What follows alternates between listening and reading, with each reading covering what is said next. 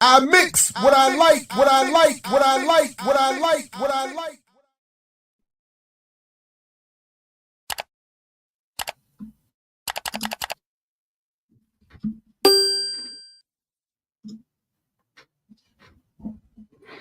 All right, what's up, world? Welcome to another edition of I Mix What I Like, right here on Black Liberation Media. I'm Jared Ball, and as you can see, joining me for this special edition is the man himself, Josh Ingram. What's up, sir? Good morning. Peace. Morning. How you doing? Can you hear me? I can hear you quite well. Greetings to those coming in. Please, as folks do join us, like, share, subscribe, support the platform. Double J's. Yes. We got to talk about that. I didn't even think about it. It didn't even occur to me. Yes. Brother Jamil, walaikum salam. Yeah, actually, peace. when we met, I remember you didn't prefer Professor Ball or anything like that. So I've been calling you Dr. J for a while, which I know you take from your childhood hero. But now we have an issue because down here, I'm also known as Professor J or Dr. J for teaching PE. So now I give it up to you, and then you give it up to No. By all means, we got to change. But this is Professor J. This is Dr. J and Dr. J today. I'm all for to the extent it's relevant, mantle pass it, take it over. Absolutely, yes. I have zero problems with that. So yeah. And we were supposed to, me and my homeboy were supposed to do, what was that movie? What was it? The Fish Save Pittsburgh? What is it called? Have you seen this? I know Jamil has seen it. Something like that. Somebody in the chat save me on this one. But there was a connection. I think one of the women involved with the film somehow had a family member who knew my homeboy, and then we were going to do a show. So I watched The Fish Who Saved Pittsburgh. Yeah. Oh, what's up? Another What's J. Up? Yeah. Two other collabed. I collabed with another Josh with Millennials Are Killing Capitalism, Josh, a little earlier this year. Whole bunch of Joshes and Jared. So another Josh and Jared team. That's actually what we talked about. Hilarious. Yes, they have a Josh and Jared. We're the Josh and Jared team. We have an interview with them. Me and my brother, we did an article called "The Pitfalls of Liberalism at Large." It's just a breakdown of liberalism and how it works and why it's been destroying our societies for a long time. So excited for that to come out soon. But yeah, definitely. Congrats. Thank you. First things first, can we do some general intros? Peace, everyone. Yeah, go ahead. Yeah. I'm Josh. I'm a contributor to the Black Liberation Media platform, as you all have probably seen behind the scenes or in the chat. Been on a few times too. And I'm also an organizer and political educator out of Miami, particularly with Black Men Build. Right on. Thank you very much. Josh is on it and has like a Renee level run sheet. I mean, I'm like, this is as close to organized as I will be. You know? Okay. So if that's the case, I'm still learning some of the in front of the scenes stuff. So I have a slideshow for us to project real quick. How would I could present that? Now, is this the one you sent? Yeah, I just sent it a second ago. Because I can pull it up if it cool. helps. Yeah, it'll just be our here guide for the show. Yeah, perfect. Okay, cool. All right. So, and stranger to Black Men Build Spaces, Jared has some work article about the myth of Black mind power, and then 2 interviews. One that was pretty viral, if we remember. That's the most viral I've ever been, for good and bad, by the way. Good and bad. When I threw in that Black business question, I'm like, they're gonna and it blew up. I knew exactly what was about to happen. So yeah. That's how it works. Okay, so you're not familiar with this. So this is our values pledge. It's what people who come into the organization commit themselves to, and it's also how we try and approach all the things that we're doing. So I'm here representing our political education team in some capacity.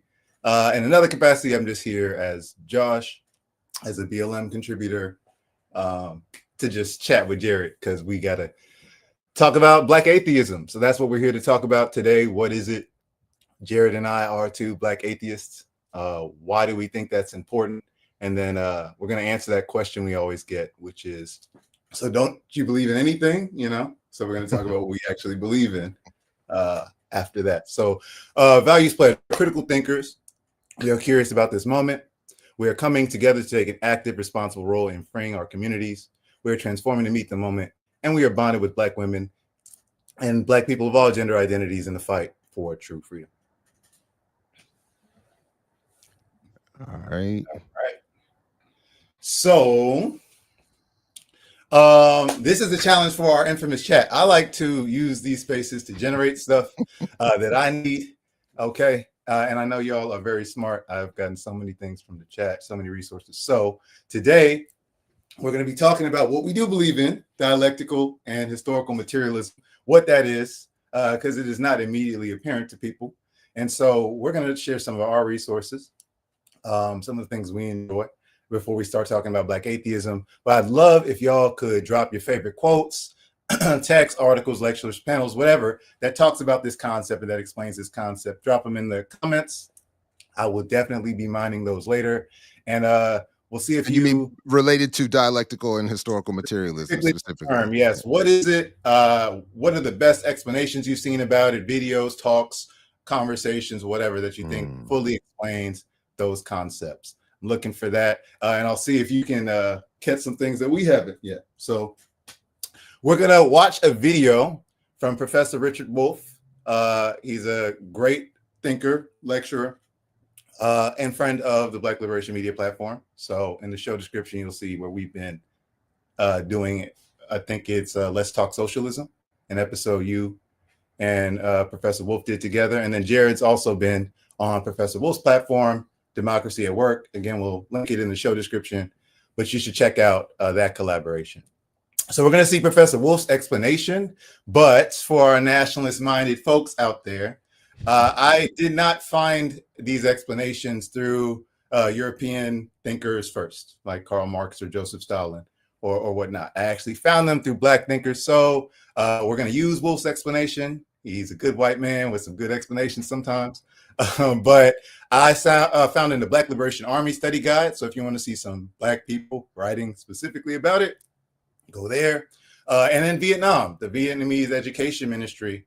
This just got translated by Comrade Luna, who is in Vietnam. And it is where they talk about Marxism, Leninism, but specifically dialectical materialism is what this one is about. And it's a college textbook. That means millions of Vietnamese, not white people, put this together, thought about it, analyzed it, and it's just been translated to English in the past few years.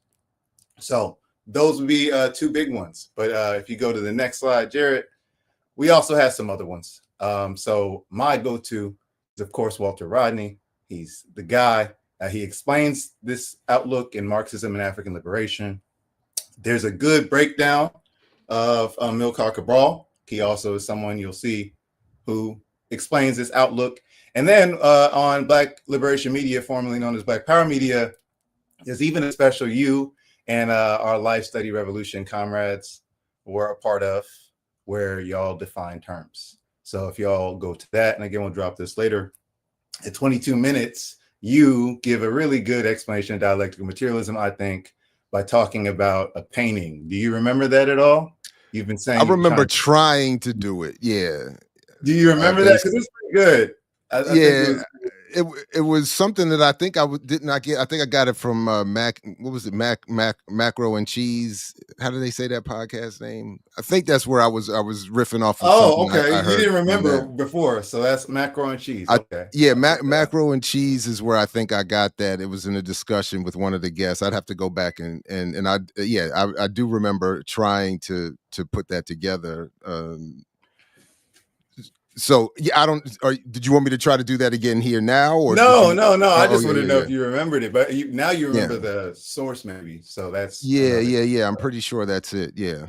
cool. So I didn't And then, remember at the time. That also makes sense too. That's crazy. Yeah. right? No, but that's now we build on it, right? Mm-hmm.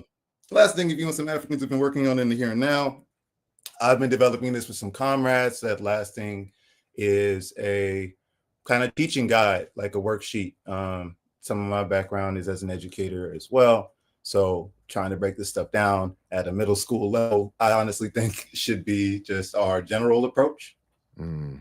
And just to ground today's lesson, we're going to get there in a second. No, my bad. Sorry. No, you're good. And then to ground today's lesson, Dr. Todd Stephen Burrows had this statement about his approach to interviews on here that I want to ground this show in, where he said he talks like he's talking to his 15-year-old self.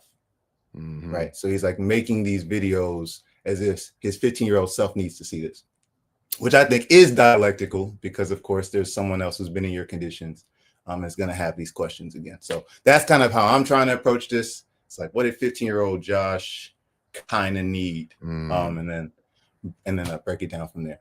All right. You ready to watch the video? So you and I, we're just going to react to Professor Wolff's breakdown rate lecture, and we're going to explain how that ties in a second. Shortest explanation I've seen of dialectical materialism that I think gets like the full gist. Of course, you can do the readings if you want to, but we watching stuff today. All right, here we go. Got this here. Starting at the beginning. Yeah, let's run it. Okay. Mm-hmm. This is Richard Wolff from Democracy at Work, responding to another Ask Prof. Wolff question from our Patreon community. This question comes from Nicholas Cuevas, and I want to answer his question, which basically asks me to explain the meanings of terms like historical materialism, dialectical materialism, dialectics, and so on. These terms have a long history in philosophy generally, and particularly in Marxian or Marxist-inspired philosophical debates. They aren't quite so frequent these days, but like everything else in the way of socialism and Marxism and so on, it's experiencing a renaissance, a reinterest, a rebirth, a renewal. And I think basically that is a good thing, since there are enormous insights to be recovered from and made use of, developed out of that tradition. Okay, well, let's begin with dialectical materialism. To get at that, we begin with the materialism part. In this view, the history of human thought, of philosophy, of thinking about what life is, what the world is, there are two broad strains of thought, one the reverse of the other. The way this approach goes, there are two realms, two kinds of reality in the world. One is the hard material reality, the things you can touch and see and hear and smell, the earth, the air, the food we eat, the people we encounter. These are the material reality. And then there's another kind of reality, what's in our minds, ideas, concepts, thoughts, spiritual, like that. And the debate, this perspective has always been which determines the other. In other words, do the thoughts we have come out of the material reality we are born into, live through, and die from? so that the material shapes the ideal. That's the name for the other realm of our reality. That's called materialism, if you believe that somehow the hard reality is first and foremost and determines the realm of ideas. Can you pause it? Reverse is idealism. So yeah, I mean, I think this is pretty profound. I like know that when I was trying to think about it, I struggled. So I hadn't read the BLA study guide yet. I was reading some other breakdowns of it, thinking about it myself. And I was like, well, isn't this religion? You know, I thought I was like thinking too simple about it. I'm like, isn't this just like a belief in God versus not? Now I know some people are going to say that's not exactly what it is, but then you go on the BLA study guide, and the first thing Daruba says, well, we know Daruba largely authored it, but is yeah, one of the most obvious forms of idealism is belief in God, right?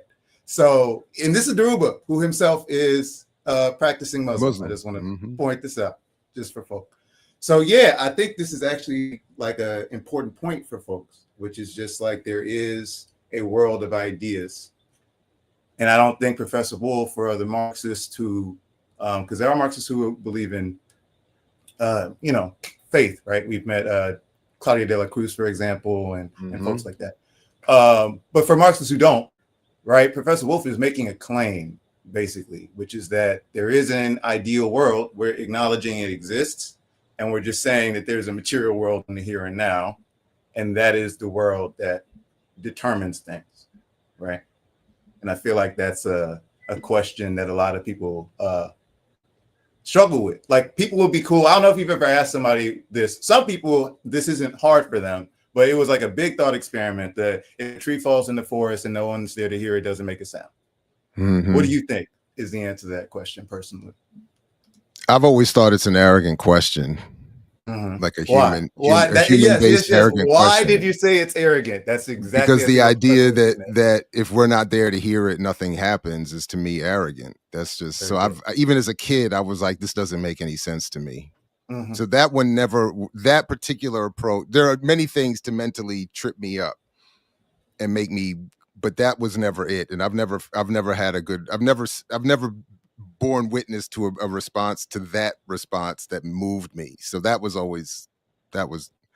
now it doesn't get much deeper than that. I don't know if there's levels. I'm sure there's layers of depth beyond that, but that's where I got in so weeds. Arrogant. Yeah, no. I mean, you can get in the weeds because I know some people will say, "Oh, this is just one form of idealism, but that's too extreme or whatever." But it basically is like an arrogance. That's how I feel as well. To assume that the world revolves around you or the universe revolves around your consciousness. Like, if you are not there to perceive something, it is still happening. So this idea that the world is permanent and exists beyond our minds was actually something that was heavily debated in European philosophy. So it wasn't like people just instantly came to this conclusion. So this is what Marx is working through. Engels, other philosophers are trying to figure this out, just because we have to understand the European history to get it. But yeah, I think this is like the first point, which is, do you believe that there are these two planes, that they influence each other somehow, not denying the others exist, but that one is the primary. This is where we're located in the material world. This shapes our thoughts, that kind of thing. So yeah. All right, right on. Yeah. Keep going? Yeah. Okay.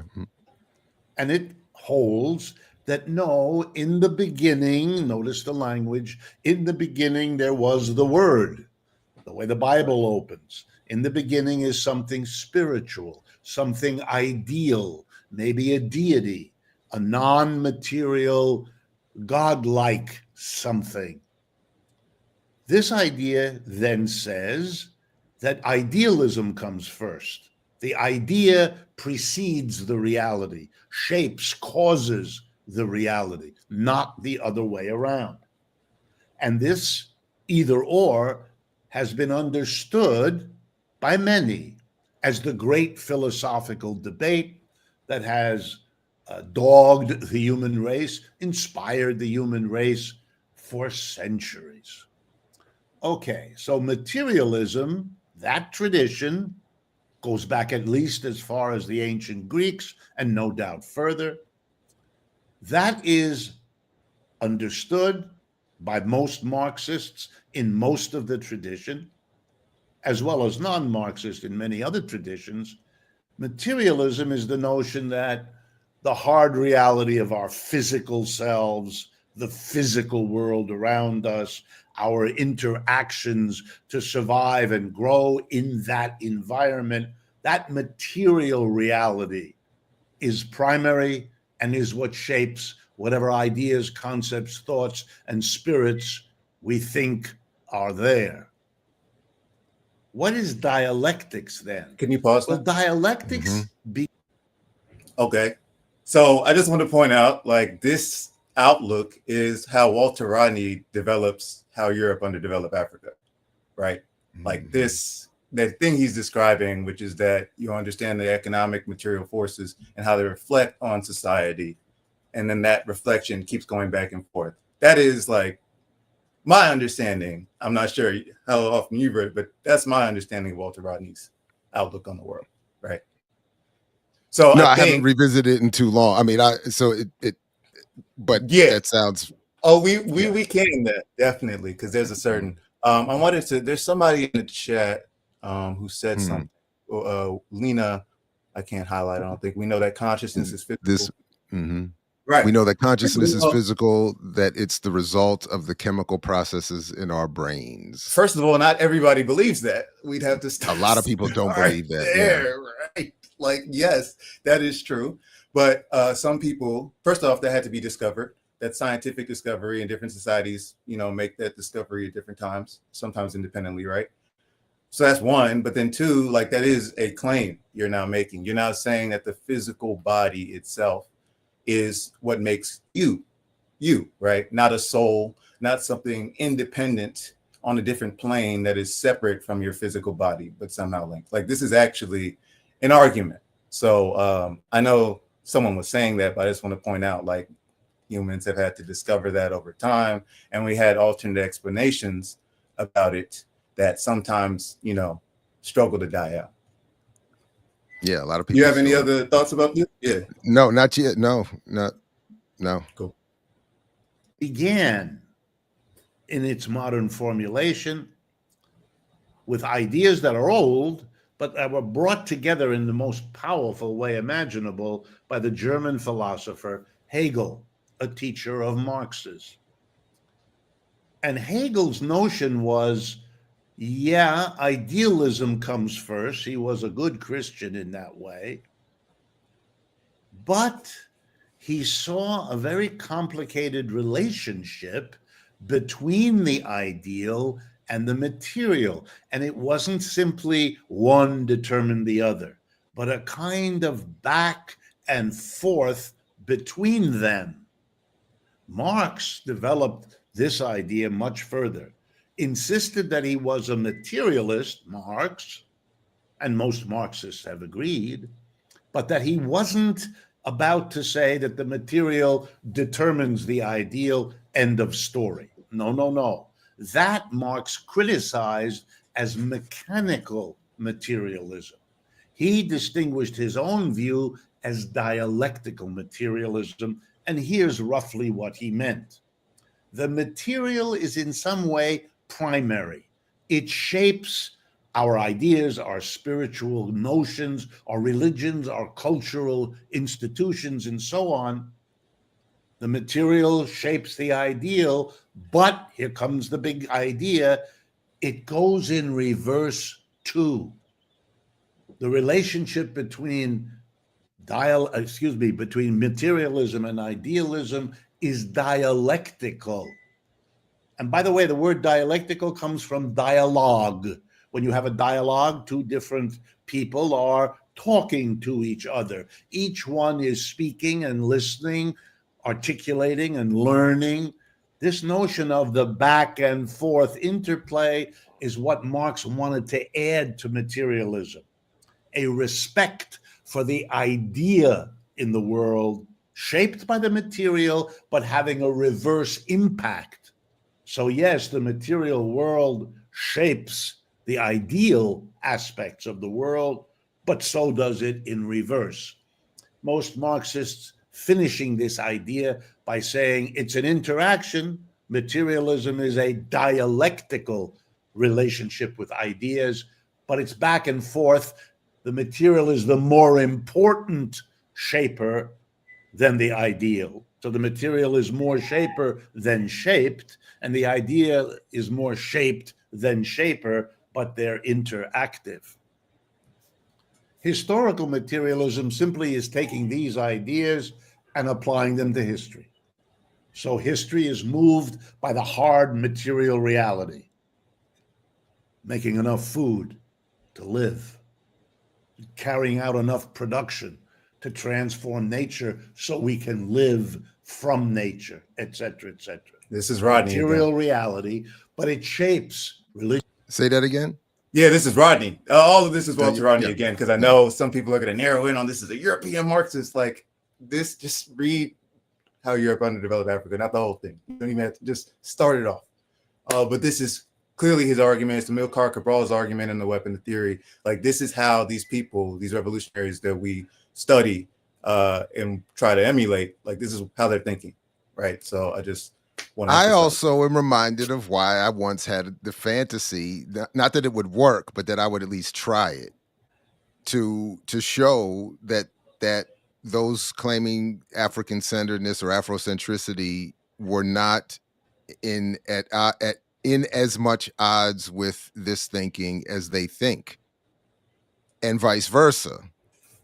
I've thought I could syncretize all of it, because when you're hearing a reference to Rodney, I'm also hearing a reference to Diop's to cradle theory, which many in the African-centered world read, and I get it. And I wonder if this work has already been done. Has anybody done an analysis of Diop's Marxism, having once at least flirted with Marxist organizations himself?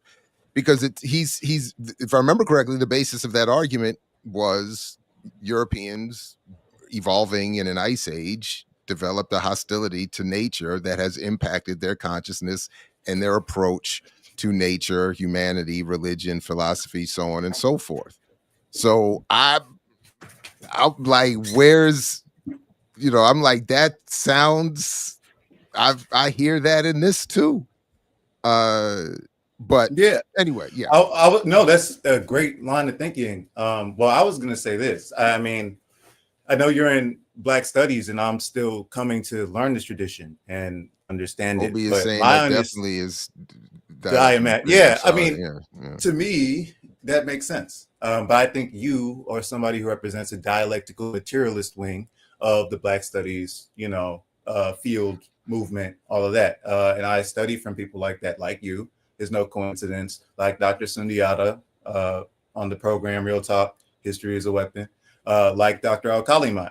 I think y'all represent a specific orientation to Black studies, one that I think most comprehensively explains the Black experience, but there are others. And I think to say Afrocentricity, like I think it's clear Du Bois, and Pan-Africanist and a communist, was the dialectical materialist wing, which is why he said Afrocentricity like 60 years before Molefe Asante did. Right? Pew, so pew, pew, pew. Asante is one wing. Like, yeah, Asante is at odds with dialectical materialism and with his Afrocentricity and how he interprets the world. Du Bois was different. And then what you talked about brought me to this. This thing I've been reading, John Henry Clark, Notes for an African World Revolution. And in it, he talks about Marxism, right? Again, John Henry Clark was familiar with Marxism. I also think this book is interesting because it falls into some of those pitfalls of the Molefe Asante cultural nationalist school, of some of that pop history, that Hotep history that I can't stand. It's here. It's in here too, along with a bunch of brilliance and amazing receipts. And it's our job as dialectical materialists to sort through those things. But in this, I think, again, Clark is fine. He had that joke that these white communists are more Groucho Marx than Karl Marx, right? Like, I had to look that up. It's a dated joke, but Groucho Marx was like a film comedian, I guess. I didn't know who that was, but Groucho Marx. Yeah, so he was just saying, like, if y'all were more like Karl Marx, I would be cool with Marxism. But then he also tells us to look at the research and scholarship of our own people. That is all he's saying. So he's saying that Marxism is cool, and I wish I could find the page, but then he says, but nobody, you know, you've read Marx, but you haven't read, I think it was the African Blood Brotherhood. I think that's what it was. But he was just talking about like Black communist texts or Black thinkers who approach the land question, that whole thing, knowing our own tradition, which is why, again, I love Lenin, right? And I've read, you know, Imperialism, the High Stage of Capitalism, but there's also Du Bois's African Roots of War, which is like a year before Lenin. He beat Lenin in a year. And yeah, it's less like a focus on imperialism, I guess, as an economic thing, but he's explaining what's about to happen and why. And he's saying, study your own. So I'm with Clark, like as a Black nationalist, I should be aware of the scholarship that he's referring to. And as a dialectical materialist, it's not hard to then incorporate that with other scholarship, you know. I think it's pretty No, Clark definitely had experience with communists and Marxists and so on. And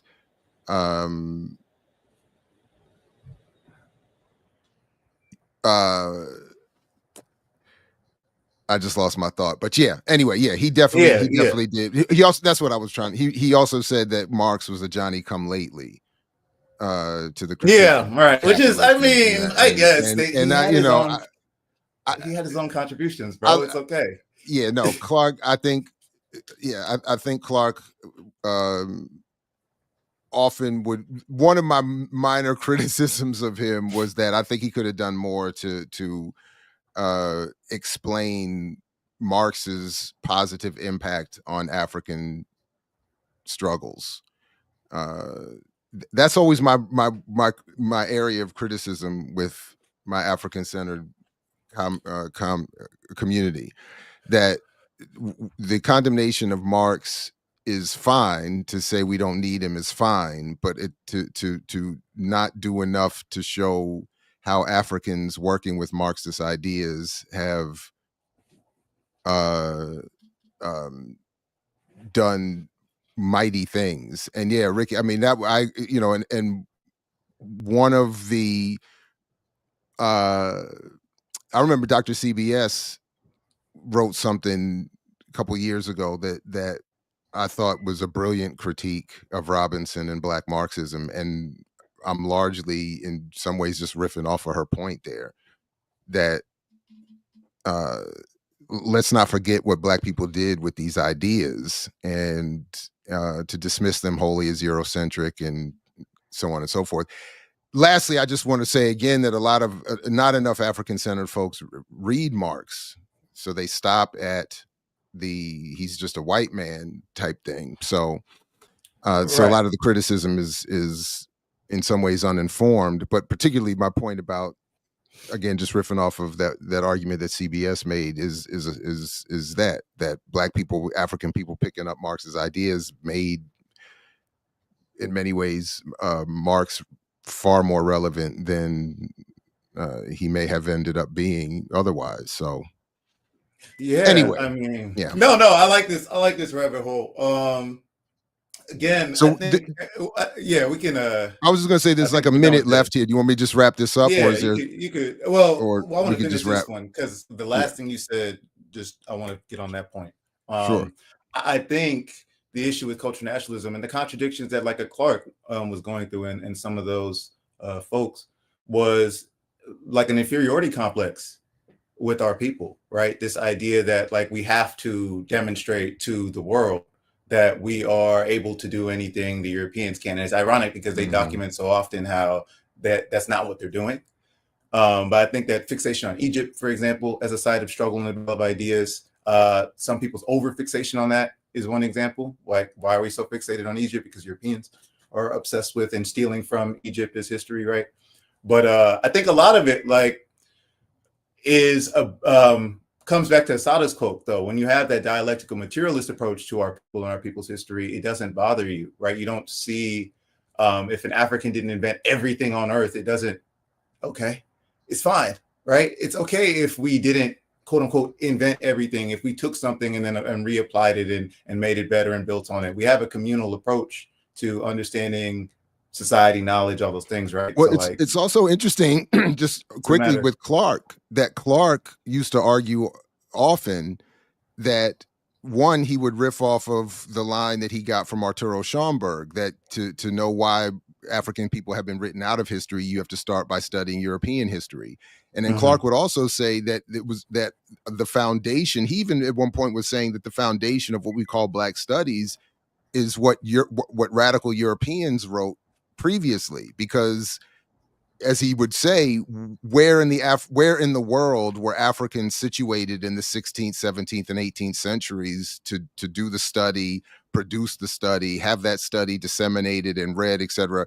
In other words, there had to be, for him, he acknowledged, some willingness to, I guess, lean intellectually on some of this radical white foundation of Black and African and world study to build upon. So it's just interesting to then that he or anyone would trend towards, well, if you're saying study radical Europeans, and if you're saying study European history to learn why Africans were written out of that history, why that course of study should exclude the Marxist radical wing of European thought in that process, it doesn't stand to reason. And if anything, reading Marx and studying the about the communist struggle within Europe would help explain why Africans would have their histories omitted, and so on and so forth. So yeah, and if we're dialectical enough, you'll just look at what we had happen on last week, Friday, with Nick, like the Red Nation, because there's a great video, Stolen Anarchy by Twin Rabbit, which does some scholarship into who Marx was taking from, like Lewis Morgan, and how these folks were just going over to Native Americans and stealing their shit.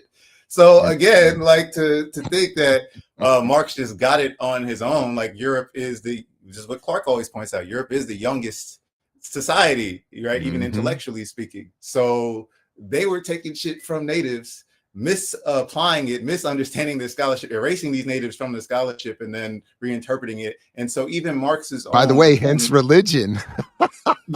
Yes. Look, even about taking indigenous knowledge and messing it up. We gotta finish here. We gotta get into this. Yeah, even Marx is dealing with this fact, and it's the same with Clark.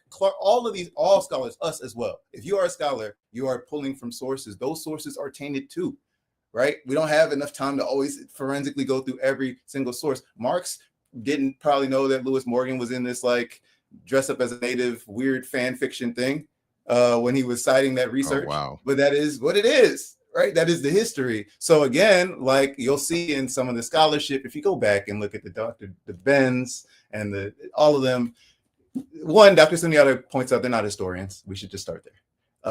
That's just, they're not historians by trade. But two, yeah, I mean, we'll see. No. It's I would highly recommend the video for those who are saying, where did the early Marxist scholarship come from? It was a lot of it was directly like taken. This is knowledge that was directly taken. These are colonizers, right? So it should be clear. All right, let's get into this so we can jump into Black atheism.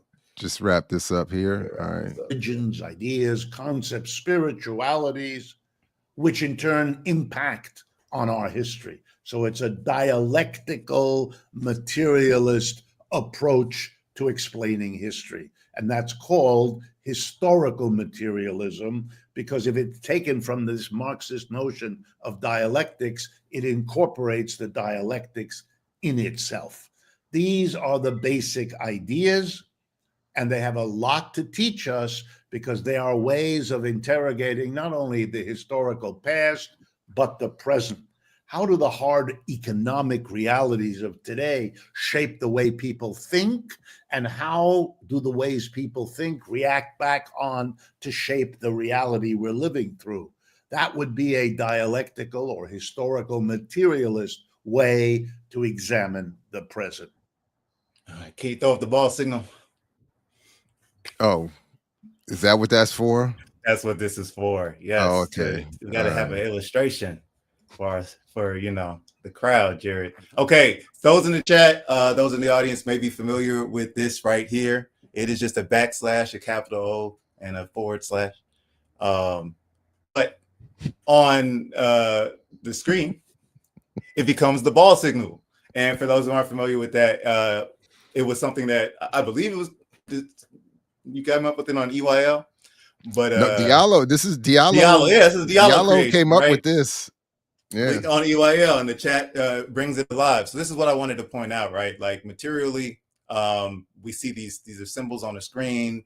Your brain takes in this information, cool, right? But in terms of how it lives and how it moves, we very clearly understand it is an idea.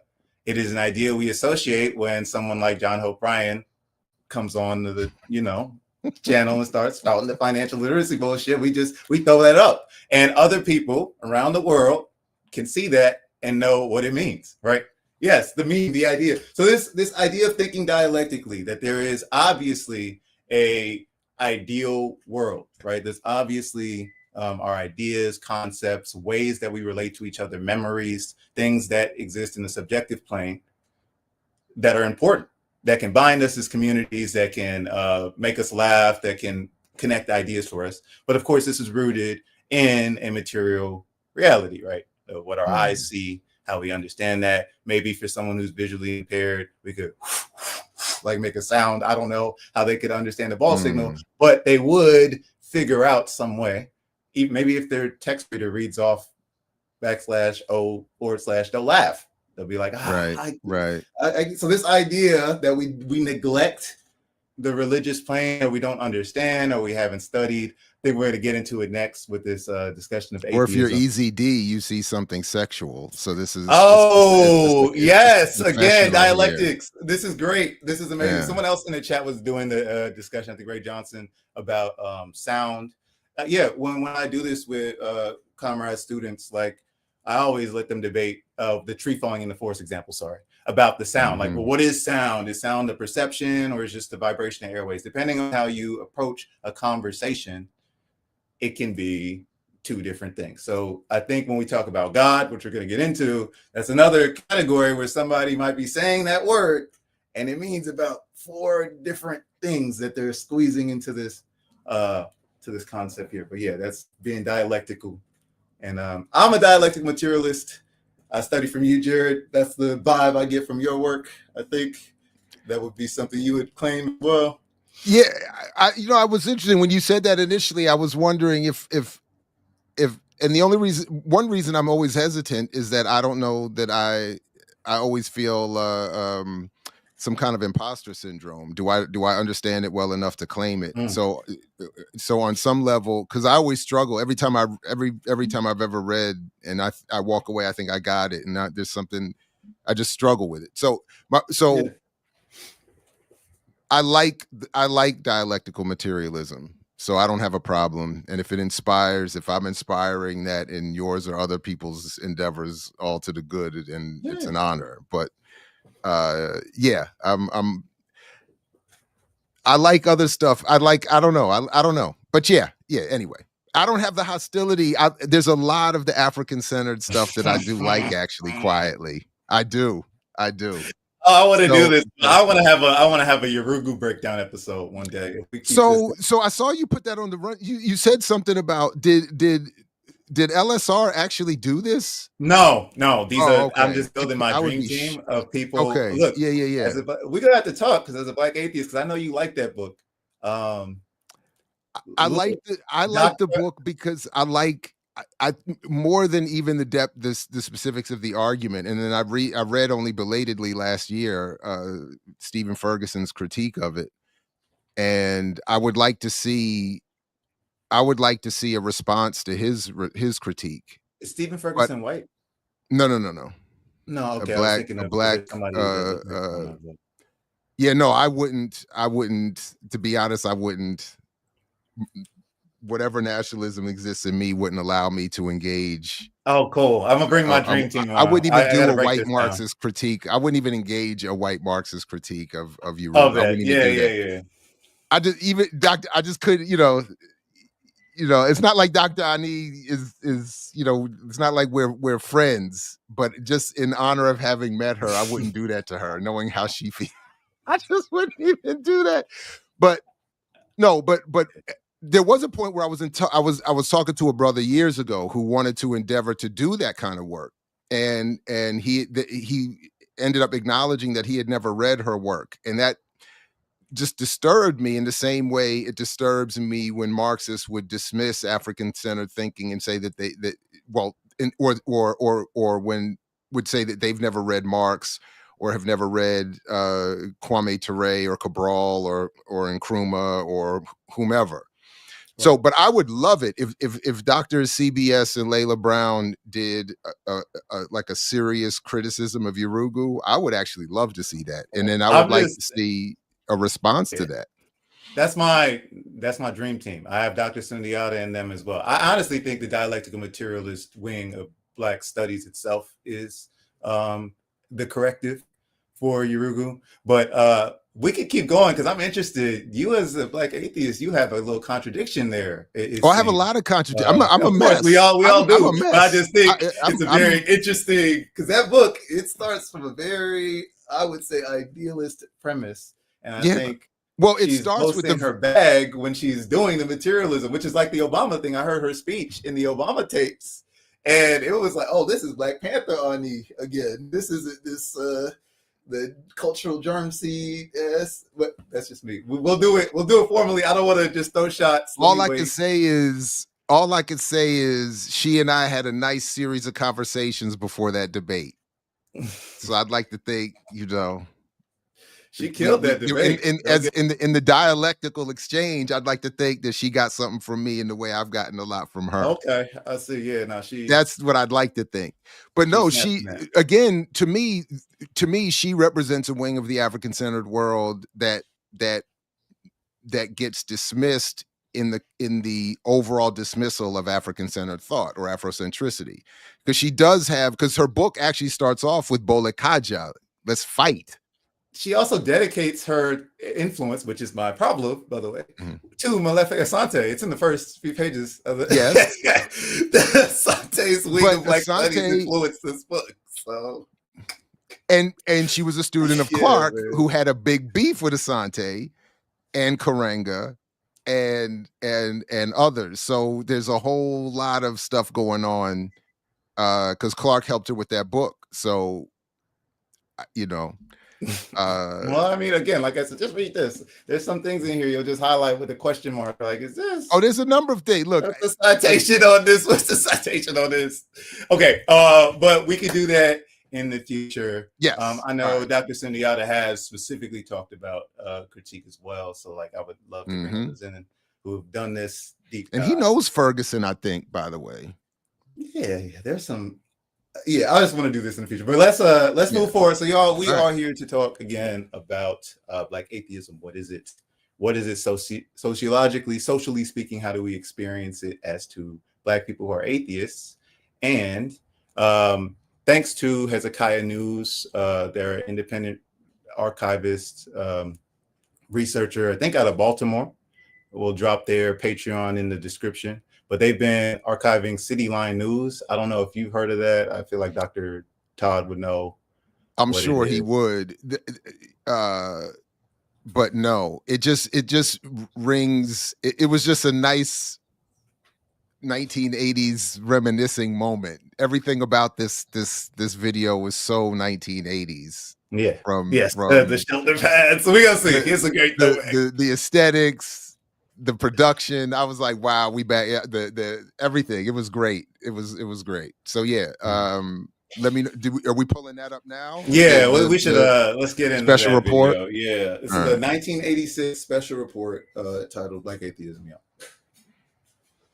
Yeah. Sorry about the sound. It got taken off YouTube, so we have the whole thing with this was repressed as well because Hezekiah News will publish like Martin's last speech and stuff like that. So they conveniently deleted. So now they're uploading all this stuff on Patreon. That's how I was able to get contact and get this and dodge the copyright police. But we know YouTube and radical Black content's not usually a good mix. So Well, and just by the way, just also, if you are of a certain age, again, enjoy the reminiscing. If you're young, enjoy this introduction to 1980s Black media. This is just great. It was is. beautiful.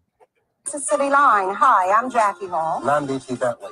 Who we get along without religion, without the prayer, the church, and the worship? Many individuals think so. They call themselves atheists, and they believe in reason that there is no God. Today on City Line, we'll discuss the spread of atheism, especially in the Black community.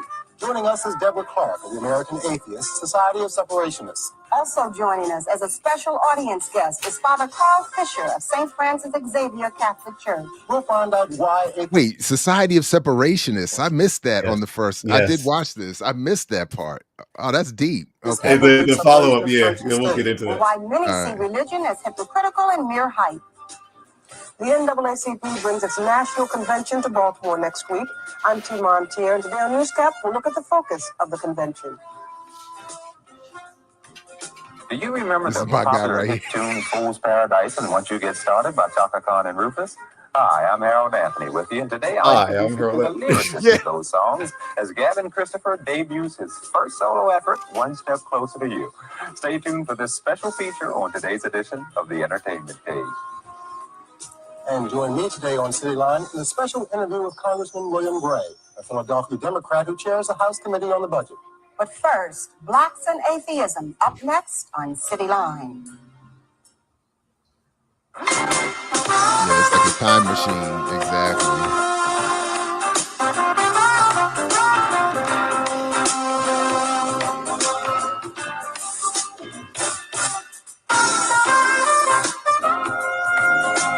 I don't know why I could watch this all day. This is so great. It's so great. Back to my childhood, man.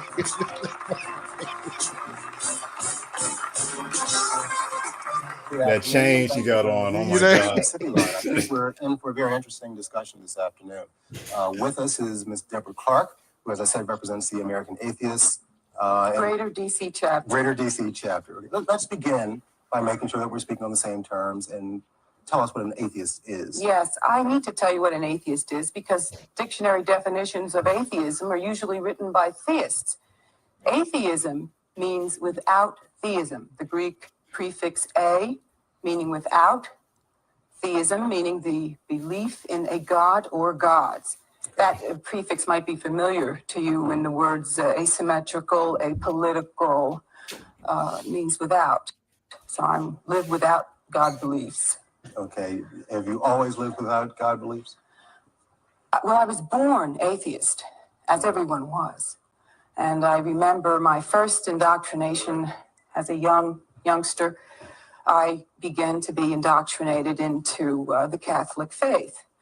Now, doubts accumulated from the age of about 5 on, and then finally, as I reached my teen years, it sort of hit me that this, especially Christianity, was a glorification of human suffering in the crucifixion of a human being displayed all over the school. And I began to feel that there were other aspects which were not satisfying, and that perhaps I should be an agnostic. And later on, as I couldn't bring myself, no matter how hard I tried, to believe in a God, I had to admit to myself that I am an atheist, and I've been much more relaxed ever since. Okay, now you made a blanket statement earlier. You said that we're... Okay, so this is like the first point. I don't know if we're gonna walk through our experience of coming to atheism, because I do think it's pretty interesting journey, I'm sure, for any Black person. I see somebody mentioned like her identity is atheist. She does, but specifically, she does tie in her Blackness and her Black identity throughout this interview, which I think is interesting. But the first thing she's like is, I had to be taught this. Mm-hmm. I think this becomes like, because I'm tracking my own thing. For folks who don't know, I was not somebody who just started off not believing. Like most Black people, I was in the church, still to some degree tied to the church, understand it as a community institution, all those things. I got, they say we don't read the Bible. I have an engraved Bible from my years from vacation Bible school in it. I'm new to this. I'm not new to this. I'm true to this. Wow. Right. And you could see my notes. This is crazy. You could see my notes from class where I'm talking about Christianity. What do we do? Why is God doing this? So this is I read that Bible, okay, cover to cover, and we're gonna get into it. I read Mr. James Cone too, because that's everybody's favorite guy, you know, their salvation. So I just started there. Like, she's making a point, which is that you don't start off believing any world religion. It has to be taught to you. So human primates, 100,000 years ago, they did it. They didn't. This is the ultimate truth about the universe, right? But none of them believed it. It was something that was taught. So we're seeing that most Black people come out the womb, and we're not Christian or Muslim, right? Will we, Jerry, you agree? Yeah, I mean, you know, but again, this for me is where historically where I've felt my being mixed more than any other area in life, even the loss of melanin. Because I was born to and raised by an atheist Jew. Like, that was my mother's fundamental self-descriptor. That she would always acknowledge her being a Jew, but then right behind it, that I don't believe in any of this. Like, but she wanted the cultural whatever Judaism piece, but she was, you know, and I was raised in an aggressively atheist household. So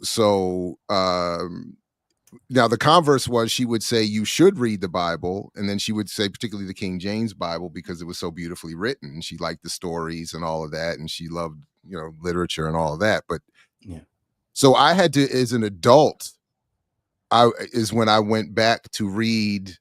I wouldn't say I've read the Bible cover to cover, although maybe at this point. And but I was reading it as a critic. I was reading it for the purpose of trying to have some grasp of what I was being critical of. I was trying to also understand how other people came to such strong beliefs. But then it was the study of African history and the particularly African-centered critiques of religion that confirmed my atheism more than brought me to an African spirituality, which was something that at one point I even wanted to endeavor. Like I wanted that. But I'm not able to get there. So but that's where I've always, and then, you know, so that would always be like the first most identifiable part of my being mixed, was that I did not grow up in the church. I did not have, when my Black friends were going off to church, I was getting ready for, you know, football, TV or whatever I, you know, so it was I never had to go through that sort of struggle in particular. So, and even my father, from what I understand, was apparently my parents sort of united around their atheism. But Brother Jamil would have to speak on that. A thing. Is your partner an atheist? If you don't mind. No. My wife is a Catholic. She's a self-described Catholic who has a certain baseline belief, but it's practiced in a way, obviously, that works for us. I always a personal dynamic too. Okay, cool. Yeah. So we're both competing for the hearts and minds of our children. Yeah, they'll get.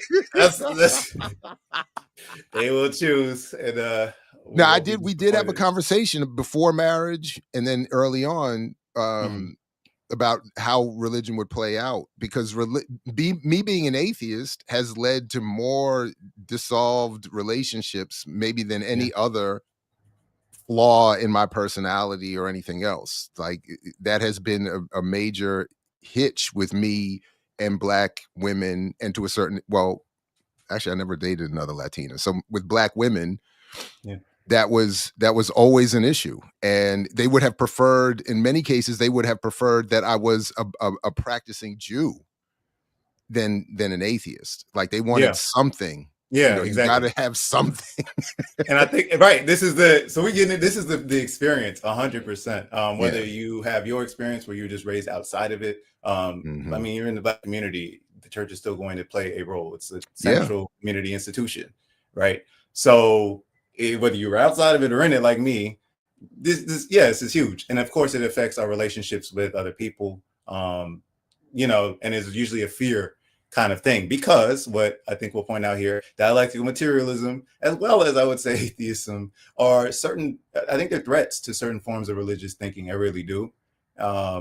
And so I do think, like, some people be like, why can't you just coexist and exist peacefully? I do think some people can do that, but I do think other people recognize that this could be a threat to their worldview, right? Like if they were to accept some of the premises she's about to lay down, right, it would fundamentally break certain things. And I think as revolutionaries, Walter Rodney talks about this as well, like we're obviously breaking the dominant mode of thinking all the time. But I think there's just some, you know, doors that we just don't want to go behind, right? Like we're just like, you know, we'll deal with that one a bit later. But yeah, we could keep rocking with the video. You're all born as atheists. What do you mean by that? Well, I mean, we're all born without religion. We don't have religion until we're taught that there is or may be a God looking down on us, judging all of our actions, and that there's a hell and a life after death. And by the way, these concepts are not unique to Christianity. Any casual exploration in the library will show that hundreds of years before the Christian era, there have been prophets such as Zoroaster, who said that there was a heaven and hell and an almighty always watching all of your actions. Lao Tse said, turn the other cheek. And all of our values that work in society. Now, you said that you questioned early on, from 5 on years. There was also additional questioning. And you mentioned the term agnostic, which is merely what? Well, agnosticism has a couple of different definitions. Spencer, I believe, uses the term to mean not knowing or not wishing to commit as to whether... Doubting that there is a deity? Yeah, I guess that's a way of saying it. It's a way of saying nothing, really. I mean, when a person is asked, do you believe in God? The agnostic, perhaps not believing in God, will say, I'm an agnostic, which that means without knowledge. Without knowledge. Yeah. Why do you think you passed over, you went from Christianity, passing over the whole spectrum of agnosticism to atheism? What was it that, in quotation marks, sold you on becoming an atheist as opposed to an agnostic? What was the thing that sealed it for you in terms of your information and your beliefs? Well, I think two things. First of all, no evidence that there is a God. And secondly, the evil influences of religion in society. I saw that most of the problems, the public issues, were quibbles, moral quibbles, where none need exist. And today, I think the same thing's going on. What kind of example? Can you give us an example of what you mean by that? Well, a couple of good examples. One is the family. I was taught at first that the family is a basic unit of society.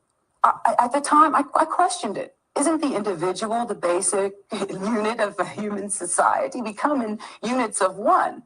And I get so tired of seeing the Black people disparaged because, the women are the head of the household. And I don't see anything wrong with that in itself. There's nothing, if that's the way it is, I don't see why we should be criticized for having a women-headed household. And I think it's more and more normal all the time. So I got a couple issues with that. Yeah. I got a couple issues with that. I think this is where we got to get into dialectics. All right, go ahead. Because I think we're just working backwards. I mean, it's one thing to say we don't have a problem with women running the household, and it's another to say they're running the household because something specific is being done oppressively to Black families and Black men or Black people. That if women if that leadership is the result of some oppressive force, I think we need to look at that and be critical of that beyond just being okay with women being in charge. The other thing is the individual being the unit of society, whatever she was saying, but we're not born by ourselves. So like, that's what, it's a process involving multiple, and that we can't survive by ourselves either. Humans, maybe more than most other living things, will die immediately without some sort of collective support. So those, I'll just stop there, but those are just that's exactly where I immediately zeroed in. So this is why I wanted to start off the way we did, which might seem out of order for folks, but I wanted to start off with dialectical materialism to give a framework for what our philosophical worldview is. and as tied to revolutionary history, thought, action, things like that. Because I do think when you become an atheist as an identity, right, which some people do take on as their primary identity, if you go through that new atheist pipeline, or it becomes an identity for folk, right? But that identity doesn't come with the ideology that orients you, towards struggle necessarily. So I think it's interesting is she's breaking down like some of the ideological glue of patriarchy, right? Because even if you're aware that these things are happening to your community and that's what's moving Black men out the house, right? The way that we express it to each other when we're dealing with colonialism is like, well, we still blame ourselves. So she could have been in the community. She could be in the Black church. If you go to Black church on Sunday, you might have gotten that kind of lecture, right? That women are, emasculating men. This is what ends up happening. So it is being told to her ideologically, and she's using her atheism to combat that. And I think that ends up happening for a lot of us, right? Like we're trying to break away. We're being told that we believe in God, those kinds of things. And so we start being like, okay, well, if I don't believe in God, this rule doesn't make sense. Or why are we judging this way? But I do think when she gets into that individual point, well, that's liberalism, right? Which we talk about in our, that is the ideology, the invisible ideology, but this idea that society is made up of individuals, that's a problem. But I also think that she's getting at family. The nuclear family is also a capitalist like invention in the way we live in this society, right? So I also think she's getting at like this idea that the family itself is like a individualist way of looking at the thing. It gets you into that I'm going to protect my house, I'm the man, and this is my kingdom, my land. All that kind of thing is liberal too. And when she mentioned this, I thought of it. The individualism is a big part of it, but also I think Margaret Thatcher, when she was doing neoliberalism in the UK, said something like there are no communities or something like that. There are only people and their families. Oh, so this idea that, so the nuclear family is an individualist mindset, right? The suburbs, all of this that we see. So I just wanted to point that out. But I don't think she's coming with like the, a revolutionary orientation of things. I think she's just been able to break away from a lot of the issues in analysis using an atheist framework, which has its own limitations. Absolutely. No, that would be one point I've wanted to make, and I've learned a lot through these atheist debate channels, that atheism is just a comment or a position on the issue of God. And I even like the argument that it's atheists say, to a theist, they'll say, I only believe in one fewer gods than you. Like right. So like you deny all the other ones. Yeah, you deny all the other ones, and except Zoroaster and no, right. Yeah. You don't believe in none of them other ones, so I just believe in one fewer, and then that's it though. But it's not a comment, like atheism is, being an atheist does not mean you're a good person. It does not mean you're a radical. It does not mean anything other than that one thing. So that's have you met? So was this your first? I was going to ask, who was the first Black atheist you met? Because I guess you described your father, but this is also, since we're doing Black atheists. Well, I don't. So one, I even was asking my brother in the chat. I did not have a close relationship with my father, so I wouldn't even count him. The first Black atheist that I met and had actual discussions with were just regular random people. Some of them just at the end of a bar somewhere in some dive. But one of them was mentioned in one of the other videos you had on our run sheet. Some years ago, I had done an interview with Sikivu Hutchinson. Now, it wasn't about her Black atheism. I learned about that later, but it was in fact about Dan Gilbert and racism among Jews. But we did, but that's what led me to learn more about her and this Black atheist community at all. But really, that's been it. And yeah. Well, now you, I mean, obviously in BLM we have folks. So you've met in your radical circles, but I just remember I didn't know that existed. It is in some ways parallel. I don't want to go too far, but it is in some way parallel, I think, to the queer experience, and like you don't see it modeled around you. It's hush hush. We don't talk about that. Why are you having those thoughts? But I did not know that was a thing. I didn't know Black atheism was a thing or Black atheists existed. I think the first one I ever saw was in fiction. It was Omar Epps, Foreman in House. And he was a doctor too, which I wanted to be at the time. So like fiction itself, we talk about representation and it matters or whatever, but fiction itself was the first time I saw somebody who was competent, you know, from close enough to my experience that I understood who they were, and they were Black atheists. And then, so that leads to this pipeline, right? And I think you were hinting at it as well, but there is a pipeline, the new atheist pipeline, this white atheist pipeline that a lot of us go through or are pulled into that orbit somehow before we can kind of orient ourselves. Two parallels. One, this last one, like Clark used to talk about, a lot of Black people coming into some sort of radical consciousness go through the communist version first before entering any sort of nationalist, African-centered world. And then this other point, I don't remember if it's in this one or the other video on the run, or one of the other videos on the run sheet, but they use that same language that that we hear coming out of the queer community, that of coming out of the closet. There was another something else similar to that kind of language of, you know, so that's interesting that you or fear of ostracism and losing your community. That's right. Like that's right. What the fear is, because it is not something that's readily understood.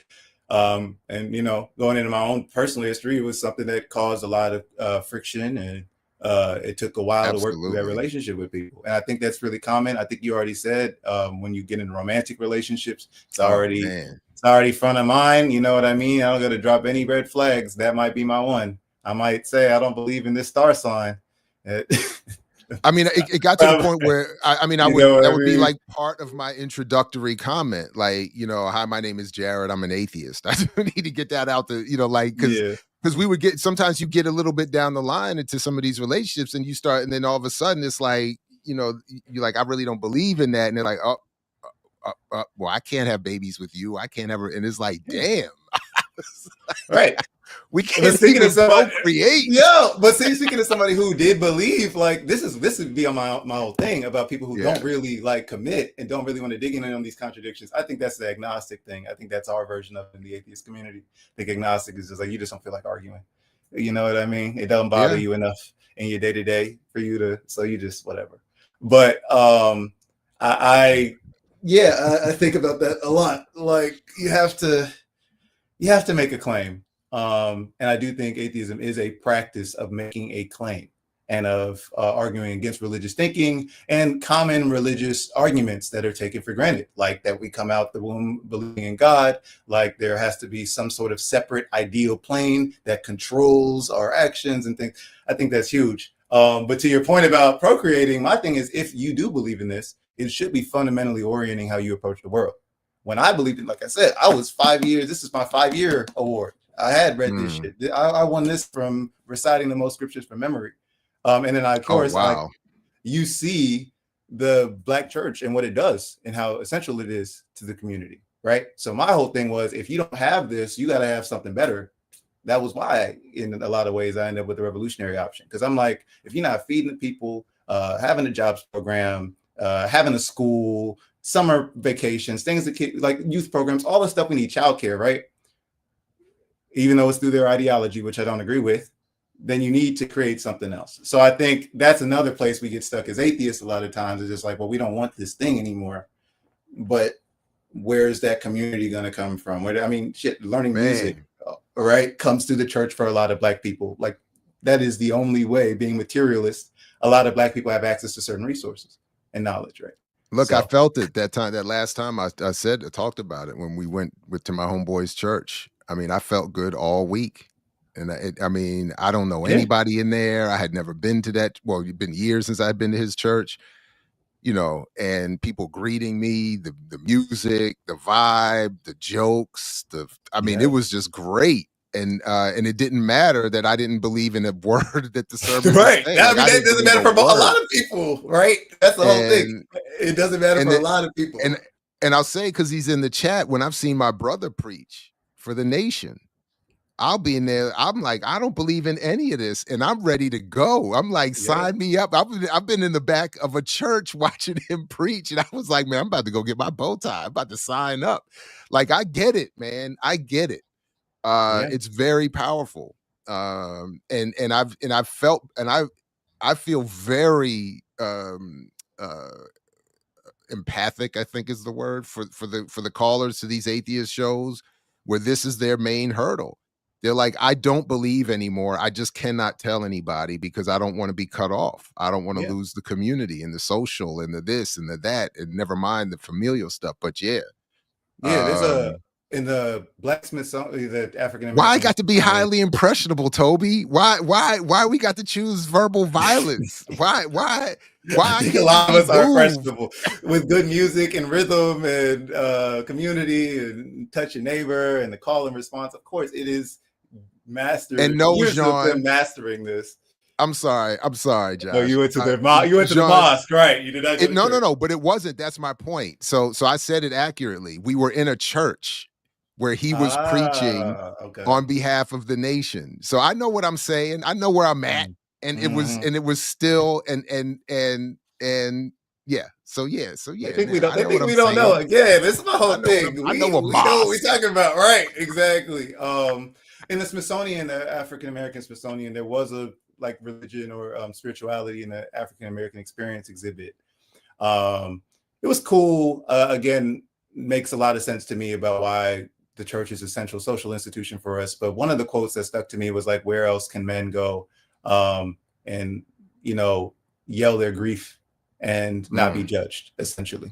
And that, I mean, Black people are experiencing immense trauma all the time. So again, where do we go? But this becomes my whole thing. If it's a hostage situation and you only got one door, then we're all going to go through that door. So everyone's going to go through this Christian door and, oh, look, there's another door. There's Islam. Okay, let me pick in that one. And then some of us get far enough to be like, oh, there's Ifa. And then, you know, we can go back. But, you know, to me, they're all the same door. But, and yes, thank you, brother Jamil. I was right. I'm right. I've also seen my brothers preach in a mosque too, and I love that whole experience. I love seeing my wife and daughters in the head wrap. I love all of it. I love the whole thing. It's great. So I get it. Yeah. All right, let's jump back. All right, here we go. Well, in the main book that all of the Christians read, the Christianism book, known as the Bible.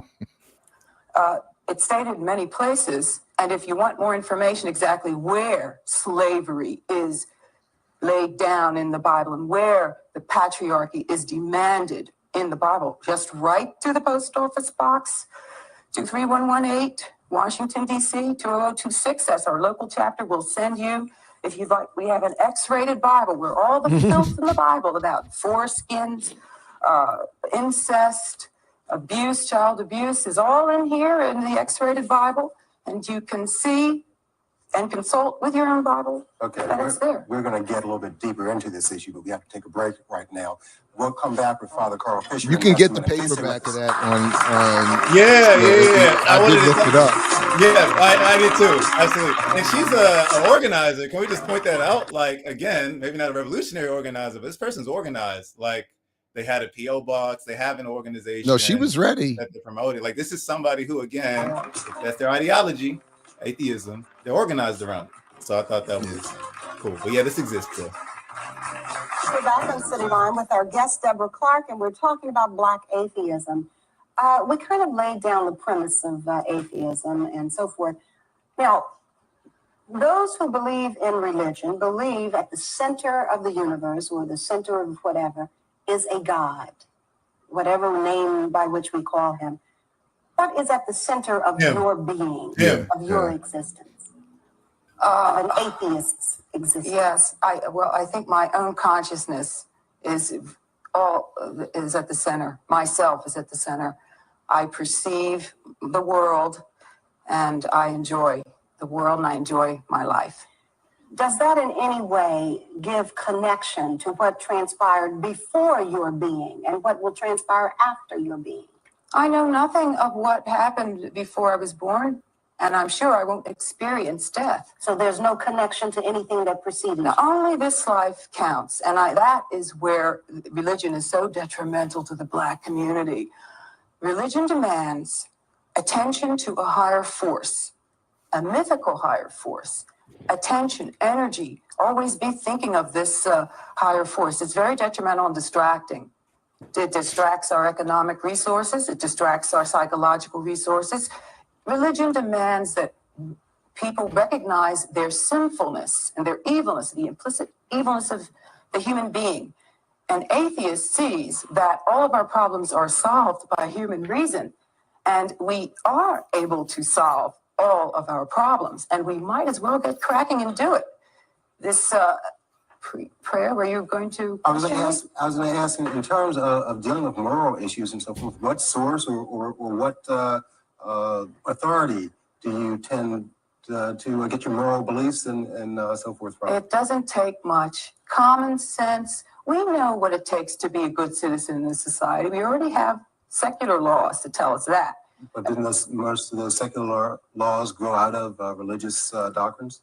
Those Can are we the pause? laws we Can we pause? trust.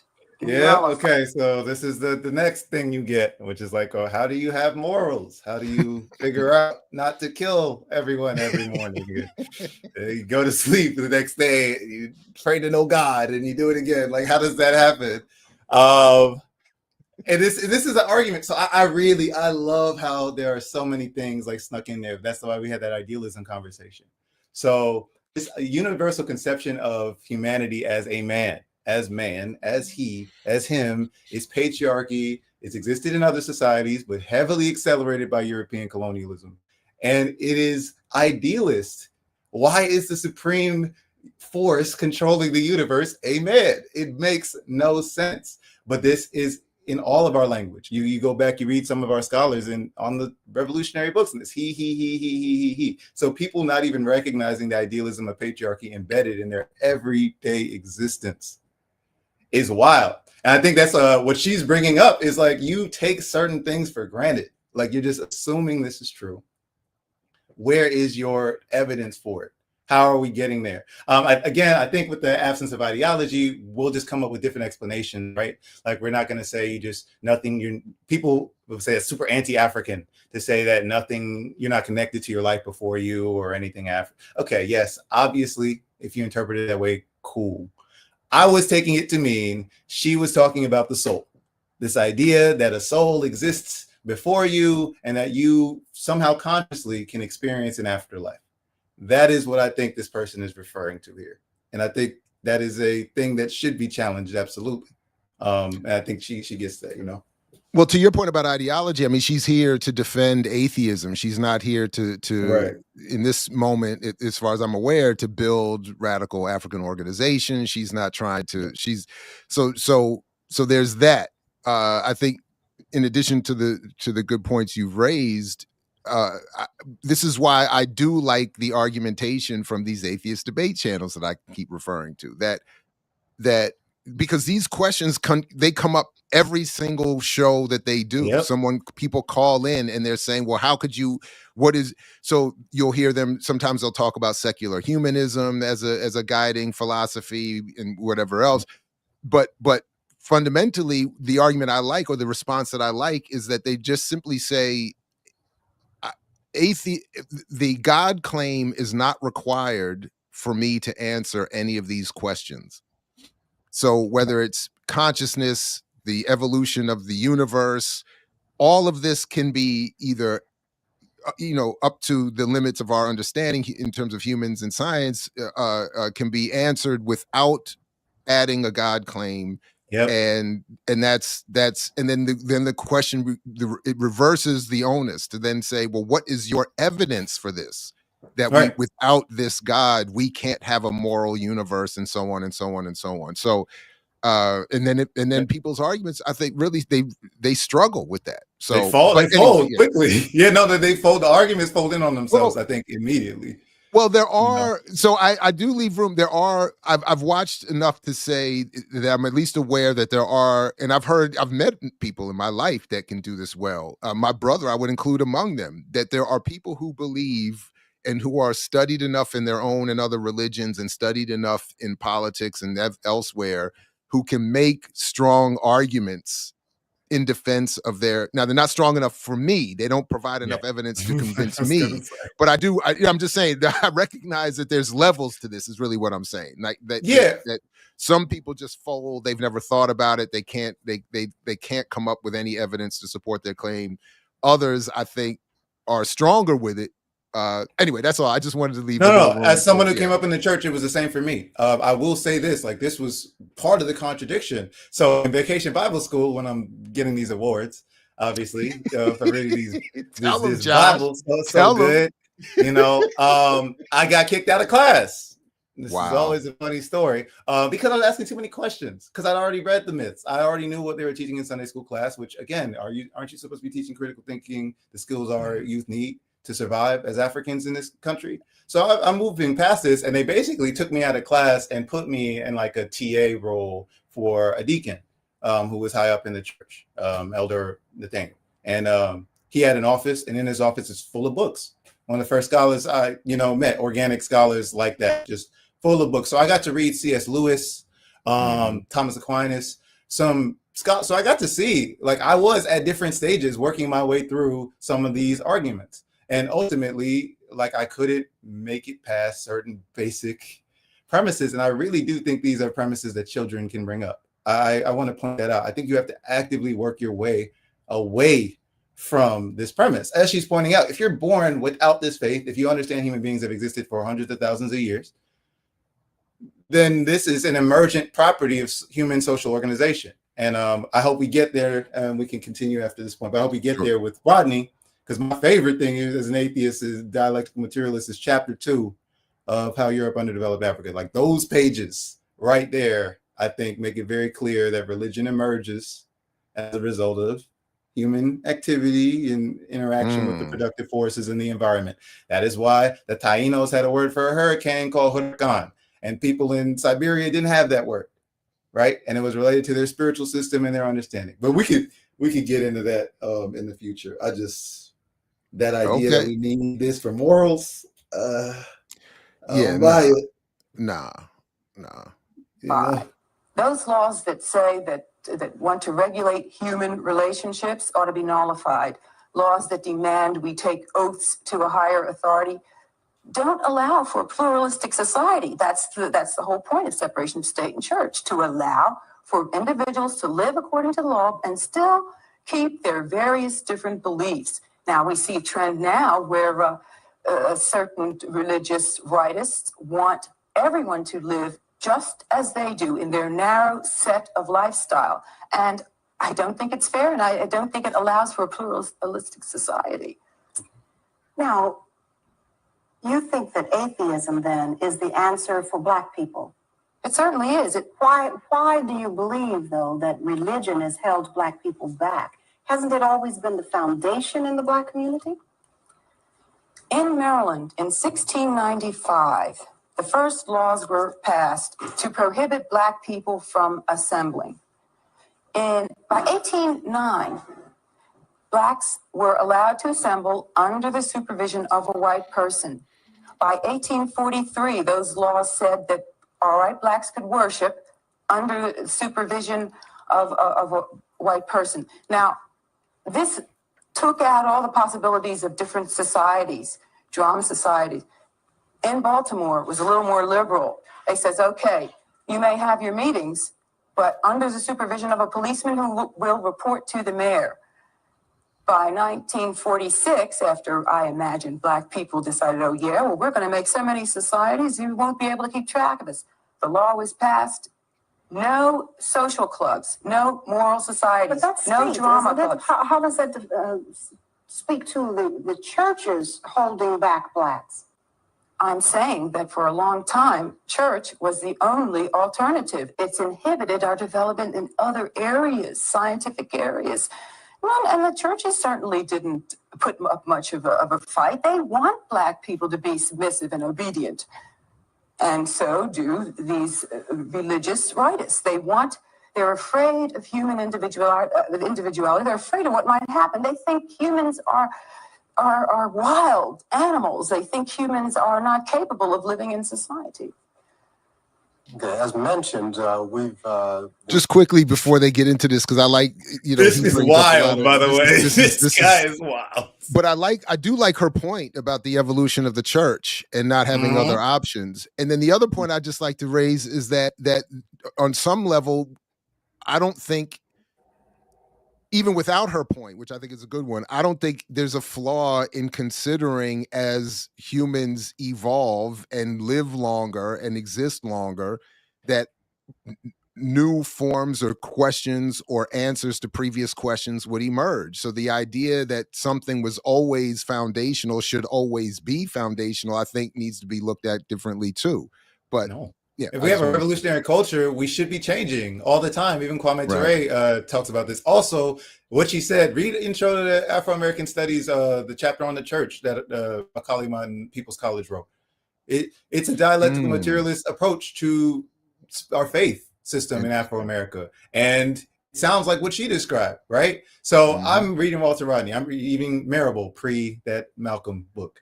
And they're talking about how capitalism underdeveloped Black America, right? Or how imperialism, how Europe underdeveloped Africa. They're having a dialectical materialist argument. She is explaining that the only option you had for social gathering, for transferring these skills, for all these things, were these, fraternal societies, right, that we talk about, and the church. So this is the main vehicle that Black people are going through, and some of us selected. I know there were two periods. One was where it was forced on us, and another where we choose it. But again, like, we're not given many options. It's not like here's Hinduism. We don't get a world religions fair and then go like, yeah, I like that one. Let me read this brochure. Like, it was the only option, and our people were forced into that. And then immediately when another option emerges, like the nation, we start saying, oh, look, our people are, and then there's the African connection to Islam, so they can, have a sort of historical confusion about that, in my opinion. But then that becomes the next option. And I think some of our nationalist-minded folks misread this debate between Malcolm and Bayard Rustin. But Bayard Rustin is doing like an overview of the nation. And he's pointing out that a lot of people like the Black Power message. They like the politics of the nation, the organization. But there's not like a mosque in their southern community. They're basically Baptists. That was what he was pointing out. Now, you could say that the nation hadn't grown and all those things. But my point here is that, yes, this was one form of development Black people had to gain liberation, to gain a psychological freedom from the colonizer's worldview. And then you have to break away from that somehow, whether it's liberation theology and Afro-Christianity, whether it's Nation of Islam, whether it's an African spirituality. There's something you use to break away. I think what's interesting is this Black woman is talking about breaking away just through atheism, which is just abandoning them all and trying to reason through the world without them. And I think that's the fastest route to success, but that's a personal opinion. But yeah, I think that's crazy. And she's getting pushback here, which is interesting, from the hosts. Like, they're doing a good job. They're very professional. Yeah. But I can tell, like, there is gritted teeth. Like, they're not enjoying what's happening. So yeah, I think we're getting into this part, which is a little wild. Like, other people get to have full interviews and express their idea, but it's like you with the myth of buying power, where you come on and they're like, here to debate you. This is Black Capitalist number 205 from the Black Bank. And so you have your argument, and then motherfuckers come here and spread mythology into your ear. No, that was funny. And then would appreciate that. And I did, but even his first point as to why he's not on the stage is another. It's all. All right, so let me just joining the studio audience by Father Carl Fisher. And Father Fisher, I'd like to ask you, considering a lot has been said, but if you could direct yourself to some of the discussion that we've had so far from the Catholic Church's point of view. First of all, I'd like to mention that the reason I'm in the audience and not up on the set is because Ms. Clark objected to my being seated up there. I think that in itself indicates that Ms. Clark does have some sense of moral code or some kind of values that she would in effect deny really existed. I think she made the statement that people are born atheists. I think that we can see from human reason that that is not true. It is so innate within the human person, within the human personality, that there is an awareness of God.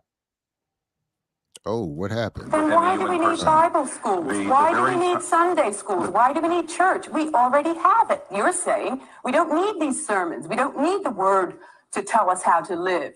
We've already got it. I don't think that's the very fact that a man can know of the existence of God from human reason is the point I'm making. The whole meaning of agnosticism is the fact that agnostics feel that we cannot demonstrate from reason the existence of God. Persons who possessed minimal rational thinking ability can come to a conclusion that God does indeed exist. It is innate within the human personality. From the very point of reason, you can come to realize that there is an order within the universe. If you don't mind, I'm speaking. Excuse me, but of course, order in the universe exists. Natural laws exist. It does not mean that a God necessarily created that order. I can look at a flower and say, isn't it beautiful? A God must have made it. That is jumping to conclusions. That flower is there. Created that flower then? That flower grew from a seed. And where did the seed come from? The seed came from the parent of the flower. And where did that come from? Infinite regression. So I hear this interject real quick. Yeah. So one of my favorite, I forget where they got this, who came up with this, but the whole thing about the puddle. This is the whole point about the metaphor of the puddle, that from the perspective of the puddle, it thinks what a perfectly designed hole for me to be in. There must be a designer who designed this crevice for this perfect puddle to emerge in, and they're saying the same thing. It's anyway. That's what I heard when. No, this is crazy. She's cooking, and there's a lot going on. I think the infinite regression thing we're gonna see where she gets to with it, which is an important point. But this is why I wanted to talk about Black atheism, because I do think there is a tradition to this line of argumentation, as you're saying. There's a reason that you and I independently are familiar with this, right? And most Black atheists have heard this before. We're having an experience because we're encountering the same common arguments, attacks, mythologies, all of that. So I think that's important. I also want to say that, like, again, the Black part of the atheism is important. I don't think she's ignoring her Black identity. And I think, again, if I had been exposed to this first, I wouldn't have had to go through the alt-right, atheist pipeline with Sam Harris and Richard Dawkins and the Western civilization, white men, colonizer folk. Like, I could have skipped that. I didn't know who James Baldwin was until I was grown, right? So I didn't know this kind of thing existed. So where I went, one lane I went. So again, I mentioned it earlier, the African-centered critique of Western religion led me to Jonathan G. Jackson, who you posted his stuff, and his stuff, Christianity Before Christ, and he had and in the speech that I used to listen to, delivering pizzas all the time, he starts off by acknowledging that he's being invited to some atheist society. I don't think it was a Black atheist society necessarily, but it may have been. But that was the first time I realized, wait a minute, he's not just, from him, it wasn't an African-centered critique in the sense of he wasn't doing it from a perspective of African-centeredness. He was doing it from the perspective of being an atheist, which I thought was wild. And I do remember having a moment of, wait a minute, like, there is a pun intended kindred spirit. Yeah, that's how we find them. Yeah, go ahead. Yeah. Obviously, you don't know, and that's exactly the problem. And I'm not going to make up stories about it. I'm going to admit that I don't know the answer, and I'm going to continue to explore this world and find out. The great Greek writer Socrates said, the beginning of wisdom is the admission of ignorance. So I'm happy to hear that you don't know. I think that we have many sources, those of us who believe in God, to certainly support and to deepen what we know is a fact that God does indeed exist. We know from divine revelation, the historical person of Jesus Christ, would you please tell me what Jesus Christ. Jesus Christ is not a historical person. Oof. Father, please.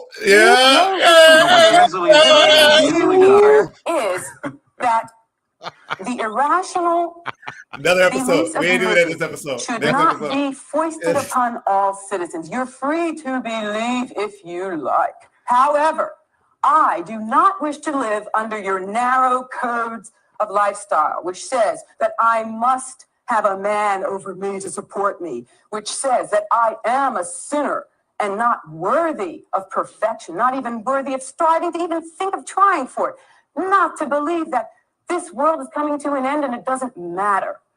When Black people have rage, the church suppresses that rage. It says accept. That's wrong. Now listen. People's rage should be channeled to changing the conditions that cause injustice. Now listen. And I really resent the attempt of religionists to suppress. Okay, we're going to come back and continue this in just a minute. You do have to take a break. Hell yeah, that's what I'm talking about. You better go to commercial. Can we point out this She was getting too angry for commercial television. Listen, and we wouldn't get this again today, as we always point out. Can we just point out how this Catholic missionary Black man cited Socrates, cited a white Greek from a society, a slave-owning society, a patriarchal society, to shit on his Black woman? I just want to point that out. This is what this guy doing. That's Socrates said that you're an ignorant Negro. Okay, I guess. And we assume he said it because Plato said he said it. We don't know. We don't know. He's talking about Aristotle, which yeah. So like we don't know. Yeah, but we know your colonizer history, y'all. Y'all gotta know. But that's classic. That is classic 80s TV. You might get this on there for a minute, but you definitely going to commercial. Commercial, yeah, chill out.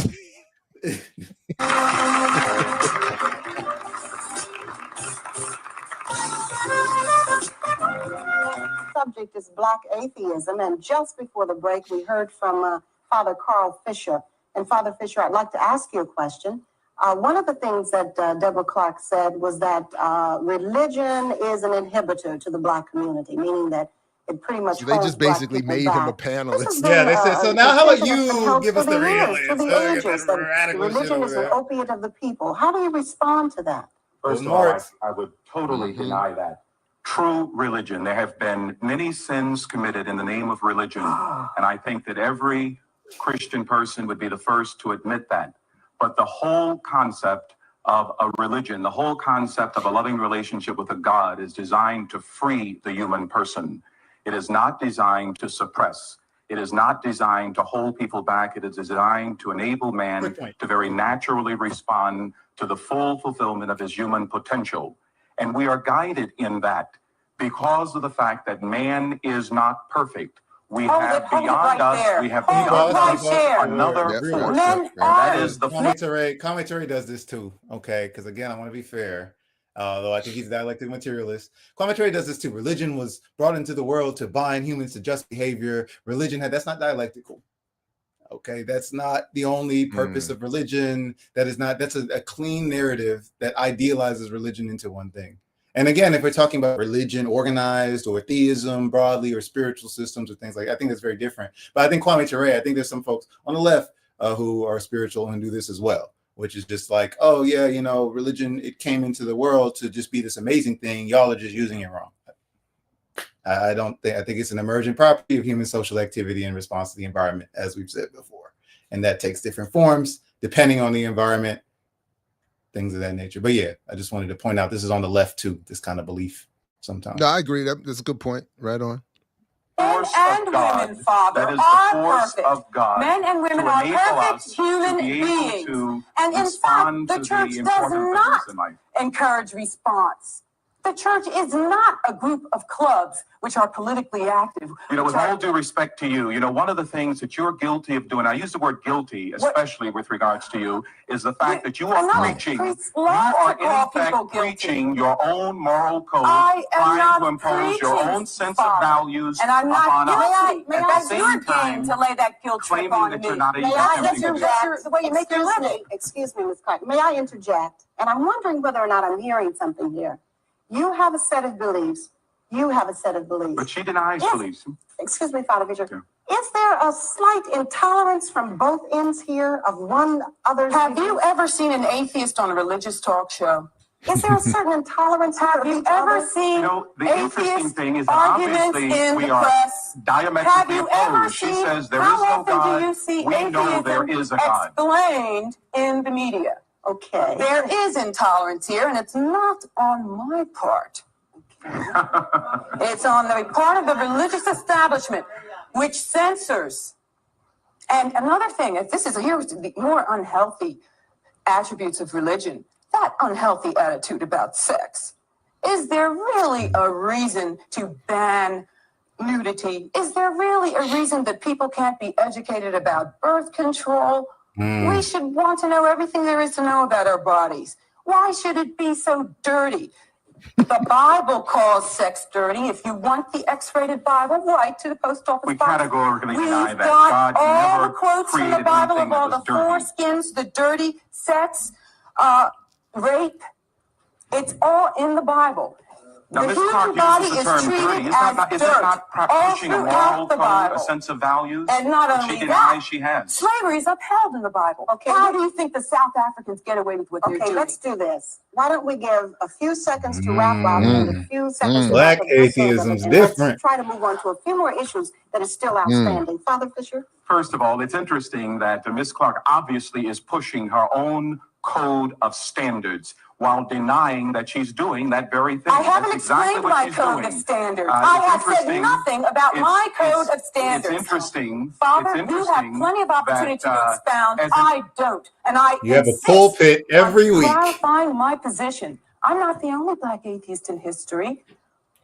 It's interesting, the lack of respect that is obviously evident with us is due, I think, in part because of the fact that if one does not believe in God, then one is not bound to common standards of decency and respect How for the human can you person. say that I'm not bound to common No one is standards bound. of decency? There is I'm sitting here fully clothed. motivation I to do obey the anything law. that is right and I am a proper. law-abiding There are citizen. no I consequences. care about my fellow human beings. How can you say I have no standards? Okay, it's slander.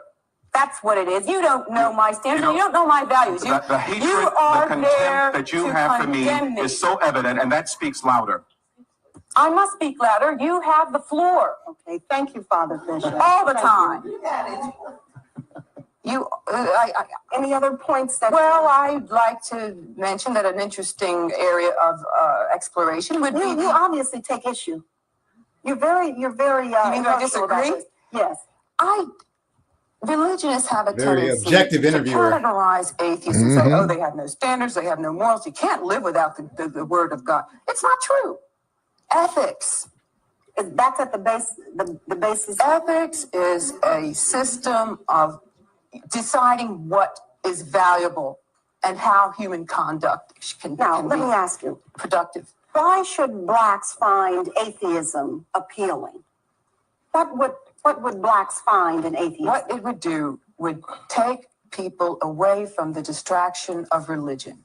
It would allow people to concentrate their energies on self-improvement, not worship an outside imaginary deity. We need to concentrate our efforts in our own selves, in our own community, thinking and participating in the political process.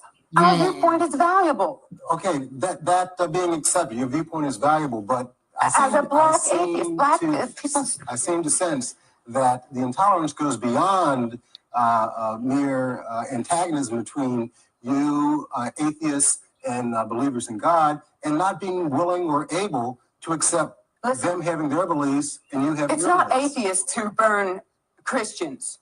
It's the other way around. Christians burn and harass atheists. You could have advertised in college bulletin boards that there would be an atheist welcome to talk. That would have been taken down because the church does not teach people how to be good American citizens. The church does not teach people to allow for diversity in society.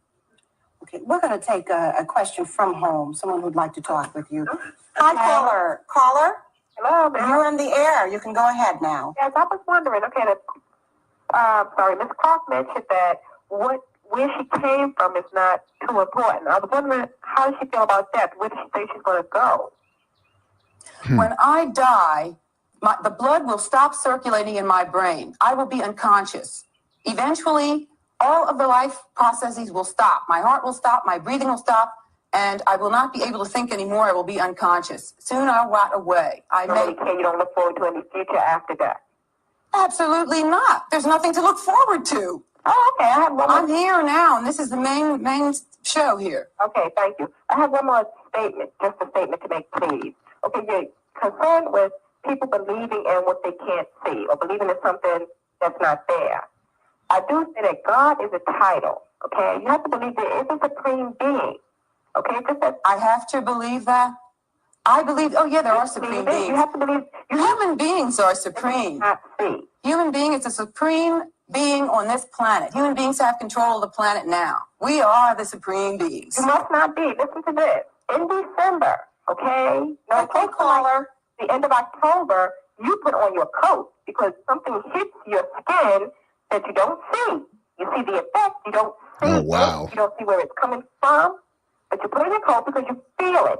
You have to feel that it is something here higher than man. Okay, why do I have to feel that? Thank you for the call. Okay, bye-bye. Yeah, you Why do I feel, have to feel but the waves that hit your body that we define as cold, it's the absence of energy. That's the whole thing. Like, you perceive it, you can physically perceive it. Material you can measure it with Another example that immediately came up to me was carbon monoxide. It's odorless. You can't see Right. it. You stand in a room with carbon monoxide, you dead. So again, but you can measure it though. Yeah. Right. Yeah, exactly. And you can sense it. You can detect carbon monoxide. You just need a detector. There's no alarm that goes off when God shows up in the room. It's a scientific and physical phenomenon. What I was going to say is, again, this is why I talk about like there's an atheist tradition though. I think one like that is actually used to, because this is a common argument. Like, again, if I go through my notes, I'll find a young Josh writing that same question down or asking people in the church that. So I'm not like, it isn't just I think a lot of atheists, especially when we first get into it, if we were religious before, get off on like defeating the arguments and the debating and this, like, yes, there are simple answers and debates that you can work someone, through that get them to that answer. But I think it's just more fundamental, like about how she's thinking as a person. She doesn't have this fear, it seems, of death and afterlife and things like that. And I think that's a big thing for people, is like psychologically getting yourself over the fact that your physical you might cease to exist in some way, shape, or form. I think that's a big hurdle for a lot of people early on, if they're agnostic or whatever. Not right. Well, you know what I think? Yeah, exactly. It's happening. It is happening. It's going to happen. That's the but that's to your earlier point about the dialectic. That's why I fully understand how, from particularly early humanity, these concepts would emerge. When I used to listen to lectures from Baba Tahuti talking about how African religions that became Western religions evolved, he would start. It started with the first two guards standing out at night protecting the community, and then seeing all of the movements in the heavens and starting to mark that down, and out of that comes all of the stories that become literal beliefs for people. And it's an oversimplification, but to me, that is a dialectical explanation. It makes sense to me that if I'm standing out at night and seeing all of this stuff happening with the stars and the comets or the sunrise and the sunset and all that meant to my life, I would be like, I could absolutely, I've stood at the edge of Olduvai Gorge in Tanzania as an atheist and had a very, what I would consider profound spiritual moment where I was like, whoa. I absolutely believe that if I had if I had emerged here as an early human being, I would have absolutely adopted all of these beliefs, because it's almost it's an amazing anyway. So yeah. And then my thing is, you just add an extra step. That is what you said earlier with the God equation, or just these can all be answered. You just keep adding something. Oh, there's a thing, and that's why I talked about being dialectical. Well, what does this thing do? Does it interact with your consciousness? Some people say yes, some people say no. Does it direct human activity? Some people say yes, some people say no. What does it do with our natural processes? Because that's what's making us experience what we experience right now. And I think you just got to do too much, in my opinion, gymnastics to make it fit, when you could just drop it. But I think when you drop it, like we said about the death, and like you're pointing at now, and I think she's going to get to this profound point, at the end of the day, there's an insignificant feeling that you have to feel, right? Because okay, I'm standing on the edge of the earth. I'm this small, like I'm dust. And I think that scares a lot of people to acknowledge how insignificant you are. But again, I think that's where the ideology comes in, where we find meaning as African people on earth. And I think we're seeing, because someone said some point about like the good American citizens comment, we already pointed out this person has probably like a secular humanist ideology. They're an atheist. That's probably like their primary identity and way of engaging politics. So yeah, they're not going to have this holistic African worldview that we're looking We weren't at. presenting her as this completed revolutionary product. Yeah, and that's all I would say. There's an atheist tradition, which is one answering, like arguing these things and just talking through these things, like I said, that we all go through, that we all these questions we have. So one tradition is answering those things and coming up with answers in different ways, because there's a bunch of ways you can argue these things, right? You can be dialectical about it. And I think the other thing is there's an anti-colonial tradition to atheism, and that's Black atheism. That's what I'm talking about when I look at how Baldwin critiques the church. You know, although he had his relationships with it, George Jackson and his critiques of religion. And even for those who weren't necessarily atheists, but who still rejected colonizer Christianity, Euro Christianity, because that's what she's really getting at, capitalist Christianity, right? There are people who rejected that offhand, like Hatue, the native who was offered the chance to convert and said, fuck y'all. If there's a heaven, I don't, and y'all are there, I don't want to be there. You there. Right. I'll see you, peace. Wherever y'all at, I don't want to be. So that, to me, is what I'm talking about, the atheist tradition as well, right? Rejecting that out of hand, rejecting what it came, all of those things. I think I like that. You know, that's right. How can we both end up in the same place? Nah, I can't have that. I'd rather die. Yeah, and there are so many tales like that in our history. Although we have African revolutionaries who did pick up the Bible and transform it into liberation. Look, I acknowledge that history. What I need folks to acknowledge is Black atheist history is a thing. And there were folks like us and natives and Asians who didn't believe in any of this shit.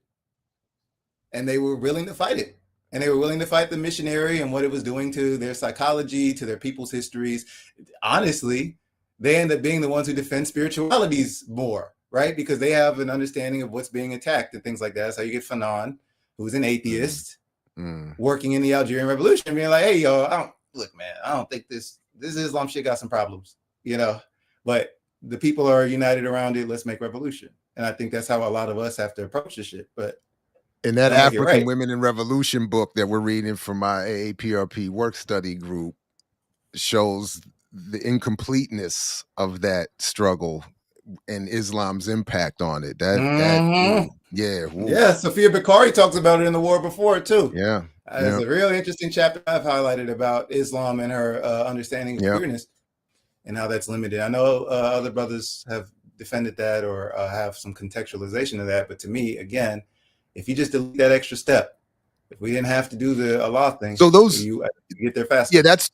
Sorry about that. That's 2 quick points I wanted to make that you've raised from this last piece here that I hear in these atheist debate circles. One is that point about that they talk about Occam's razor all the time, which is supposed to mean reducing the amount of complexity that you add to I'm not doing this right, but that you add to something that the simplest explanation is the one you should assume. Yeah. And they actually critique that version of explaining it. It's not, so there's a nuance to that it's not quite the simplest, but I don't know it. I just know that they critique that because I just watch the videos. I'm not a scholar in this. And then the other one was the argument from divine hiddenness that God doesn't, from the perspective of theists, God doesn't have to demonstrate himself in a way that we all would understand. And the atheists are saying, why can't he? He knows what I would need. And then what the hell is this? Well, I mean, what is this? If it's all a personal, we can all interpret whatever the fuck we want. Like, that's what I always come back to. I think the religious people are doing it for real. I think Dr. King is the one who's taking it to its natural conclusion. And that looks a certain way. Sometimes it looks goofy, but at least you have integrity. You're consistent, you know. There's only a minute left of this. It's not a full 37. So we got the last piece. Okay. Yeah. One last question. How did you get here? Well, my parents got together one How night. did they get here? Their parents. Okay, One night, or it might have been in the afternoon. how did your family roots start? Human beings evolved, just like all life forms on Earth. That's as much as we know now. Life evolved from the muck. I'm sorry, my bad on this. Let me stop this real quick. Because I just thought of something. Parents, because I know way too much about my conception. So parents, please withhold some of that, some of those details. All right. Like, there's no reason why I should know as much as I do. And it's a traumatizing thing. We don't need to know all those, but I get all right. Deborah Clark, thank you so much. Thank you. You have indeed excited us to thinking. Yes. And I'd like to refer to two magazines that are published by the American Atheist. And the magazine is entitled American Atheist. If you like further reading, try to look these up. Thank you for coming by City Line. Thank you. We're going to take a... And you will never be seen again. You will never. You ain't coming back. Yeah, it's like you and I'm about to burn spaces. These pamphlets and wash my hands in holy water. Yep, that was just a nod. We did some follow up. I saw some people in chat asking. We did some follow up on this. The story behind this is wild. Speaking of dialectical materialism, the founder of the society she's a part of is an atheist. There was a murder mystery with the son. It's wild. The story is crazy. The feds, I think, are involved. But as far as this specific Black atheism, because that's a larger organization that we could go down that rabbit hole. I wanted to look into it. I didn't find too much. I couldn't find if this person is still around. I couldn't find her, but I do know there's Black Non-Believers Incorporated that's kind of spun off from this. So if we wanted to have the two Black women, again, Black women atheists, they out here. Mandisa Thomas, I think, is the lead of that. Friend of the platform, FD, was on their thing as well. Another maybe Black atheist, I'm not sure. We got a few on the BLM, network. Yeah, I don't know what his stances are on that. But I would definitely like to. I would be very interested in building with the sisters that you were talking about. Yeah, that would be. And then really we're in cool. the other video too. Yeah. Yeah, if we could. Weren't follow they in the up other? with, yeah, they were. Yeah, Mandisa Thomas and I think she was going by Lilith on the screen, but they talked about it. And I would love to get into again. Atheism, secular humanism, kind of as an ideology.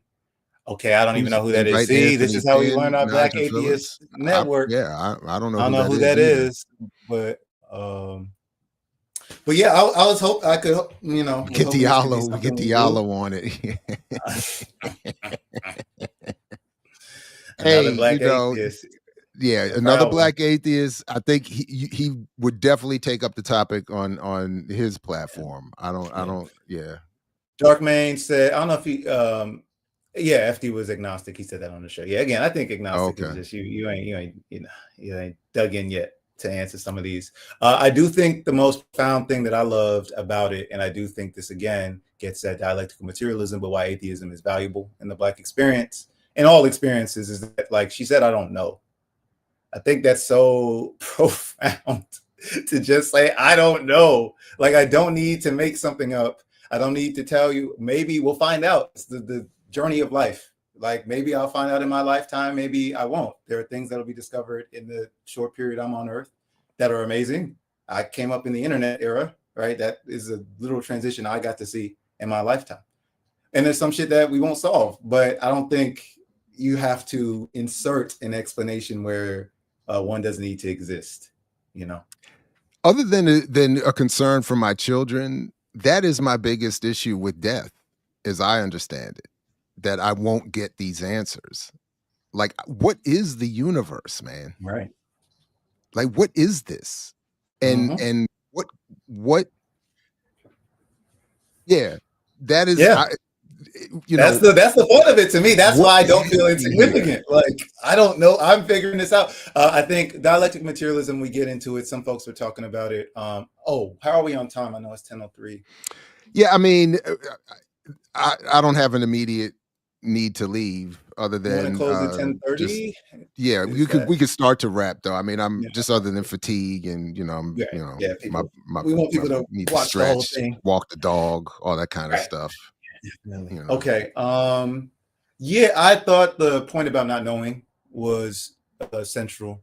I also think when we talk more about dialectical materialism, the atheist tradition is like this anti-colonial thing, but also this line of argumentation. We can get into science because I think the white atheist pipeline, again, has this like colonizer grasp of science and philosophy that's very rigid and that gets blanket, put over all of us as atheists of all colors, where like science can solve everything. Human ethics can be derived through using scientific reason. Like this is the kind of shit that Sam Harris is on a lot of these white atheists push. And I think it's not the most helpful. But I do think she was getting at it at the end with we come from the muck. Biology was my original background, so I'm not an expert on this at a graduate level, but did study for a while. And she's referring to the theory of abiogenesis, which again, like as an atheist, I think is very fascinating to study it. This idea of the law of quantitative change leading to qualitative change, that is a core of dialectical materialism, and it exists in all of us. Your cells as individuals act differently than your tissues, act differently than organ systems, act differently than you as a whole individual, right? So this idea...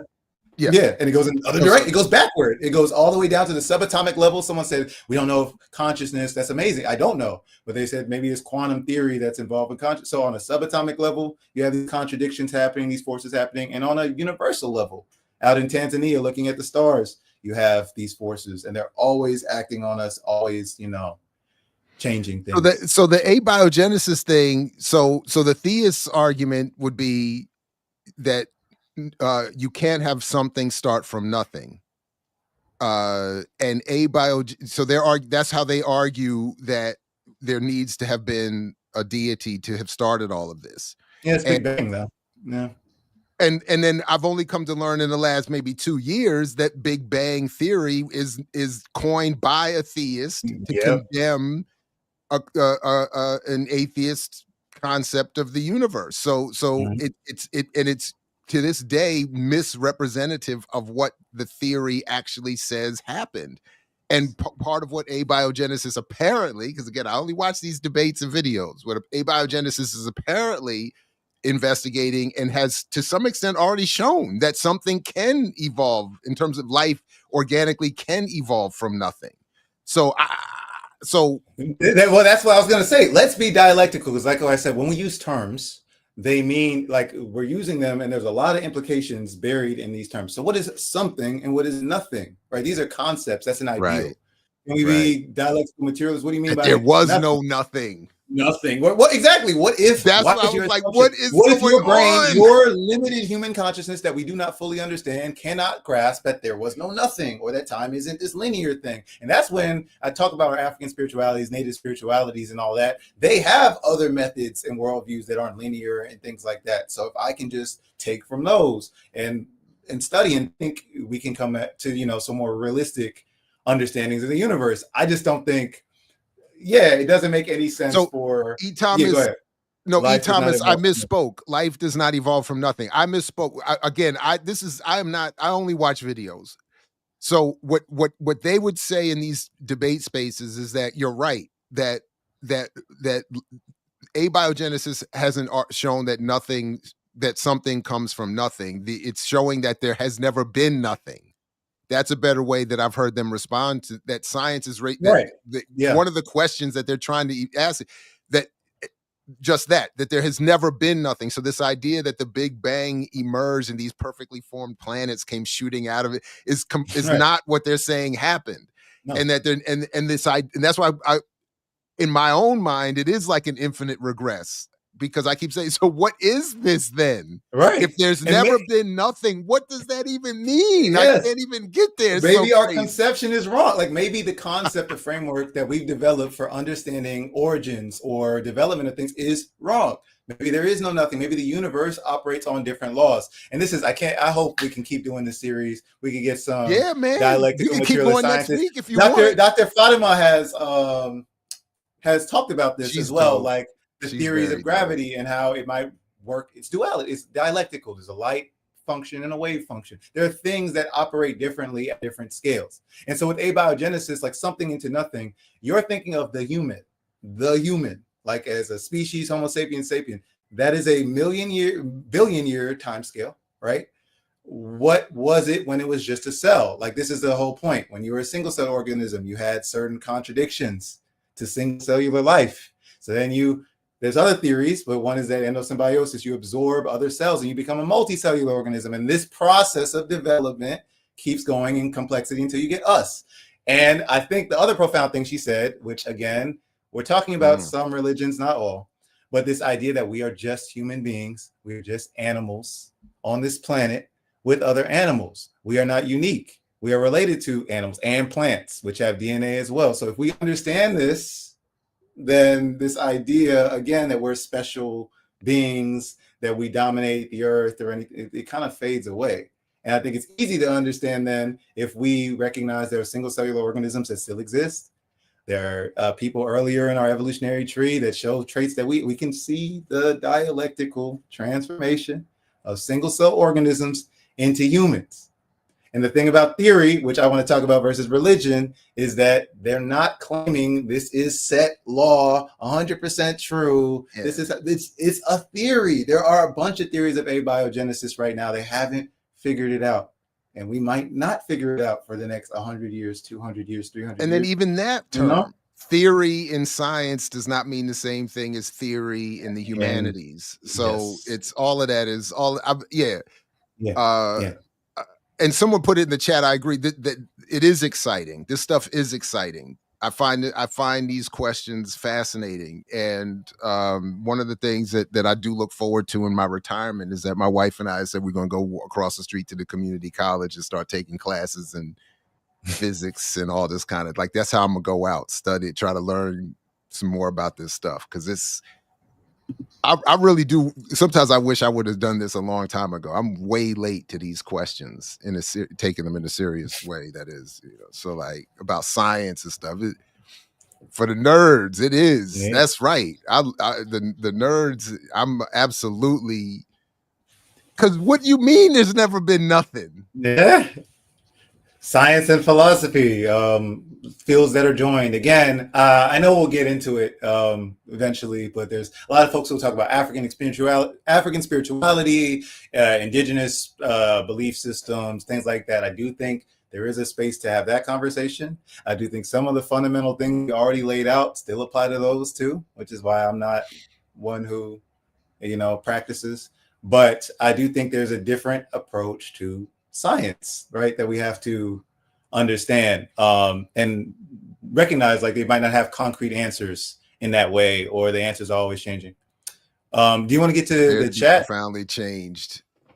Dr. Yeah, I love finding people who can explain it. That's my whole thing. Yeah, let's go. I'm ready for change. I have no problem with change. Buddy Miles said changes. That's dialectics is all about change. That's the core of dialect. We getting did you see something in the chat? Did you? Or I thought you had something starred.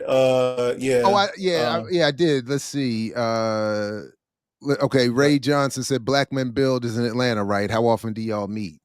Building a hub in Atlanta, rebuilding right now. So you would have to check out that social media, Black Men Build Atlanta, ATL, I think. We meet every Monday for men's circles. If you have a hub in your city, there's also, for people who don't have a hub, or just for the general membership, we have Theory Thursdays and mass calls. And Renee Johnston was on our last mass call of the year with Eugene Puryear, doing a post-election breakdown. So you can check those out on the Black Men Build YouTube channel. Follow us, sign the Values Pledge. You saw those at the beginning. And just tap in. Would love to see y'all in this space. Right on. Zenzabel, I challenge the notion that men have to be in charge, but a lot of folks ain't ready for that conversation. I agree. My whole life has been not being in charge. So I live for it. I love it. But yeah, I identify with feminist ideology. I identify as a feminist. So, that makes perfect sense to me. And I do think if that was about Black Men Build as an organization, I just would want Zenzi to know we're working through that and how we build that line and clarity around the fact that we want a space for Black men to organize, to think, to work together. But that notion of leadership and what that even means is something we're actively trying to challenge. So that's why we said we're coming together to take an active and responsible role in freeing our communities right? We didn't say we're trying to lead our communities in that way. Right on.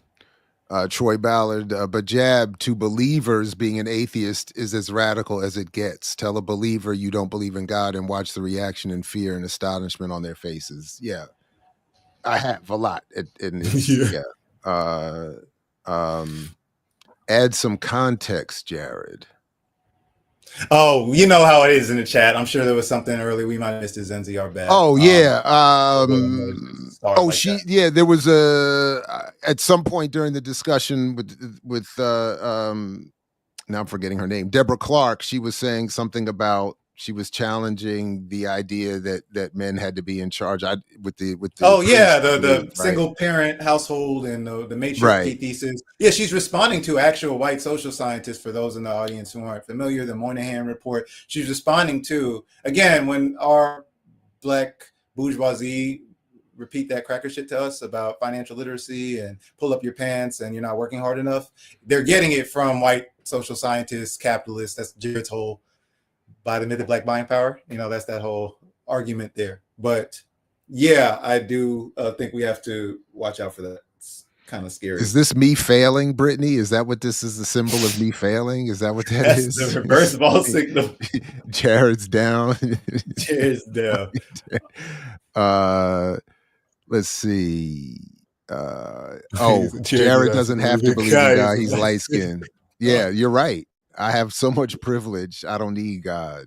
I am beyond God. In fact, that should be the name of my memoir. Someone just said Thomas Sowell. I don't know. That's Dre without usually got good politics. I assume they're screaming into the ether in pain. God. Thomas Sowell. Yeah. What else? I definitely want to pursue more dialectical materialism things. By the way, the challenge to the chat for those who might be joining us again in the comments. If you watch this video again later, please put your favorite resource that breaks down dialectical materialism. It could be a lecture, a video, an article, anything. We're looking for that. I'm trying to constantly build PE with my comrades, and I think this is really important. There was a movie of what's his name? I used to show it in my class. I got to find it again. It was somewhere. Someone had clipped it on YouTube. This is years ago now. But what's his? One of these. Oh man. One of these the dude who played Ken in the Barbie movie. Ryan Gosling was in a movie where he plays a teacher. And he does a breakdown on using a chalkboard to his students what dialectical materialism is.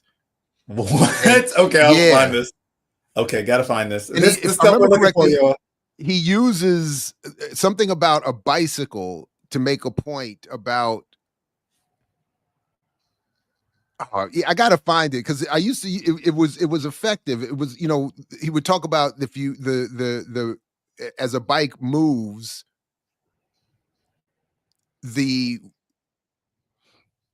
Never mind. Let me stop. I have to find. We'll find it. We can bring it back. We'll find Half it. Nelson. Are you saying that's the name of the movie? The movie. A-Rob. I gotta find that clip. Half Nelson Mandela. Yeah. David Silberg is hilarious. Someone's been saying this. I think Nawadi's been saying this in the chat a few times. Yeah, another dialectical materialist I could have put on the list. Kwame Nkrumah. And again, studying the African context, conscientism, it predates Afrocentricity by Asante, and I think it's better, and it's also dialectical materialist, but somehow Asante invented it, so we gotta, But yeah, I think conscientism is great. Great breakdown, great way of thinking about African development in this dialectical materialist sense. A lot of Africans, Cabral, were very focused on the land. I think it's really important. The land, understanding their land deeply, and then the culture and how that sprouts from the land and the relationship to it. So, yeah. And apparently, Half Nelson is an inner city Brooklyn teacher with a drug habit. Of course. There's a lot of inner city Brooklyn teachers, so gotta survive this American education system.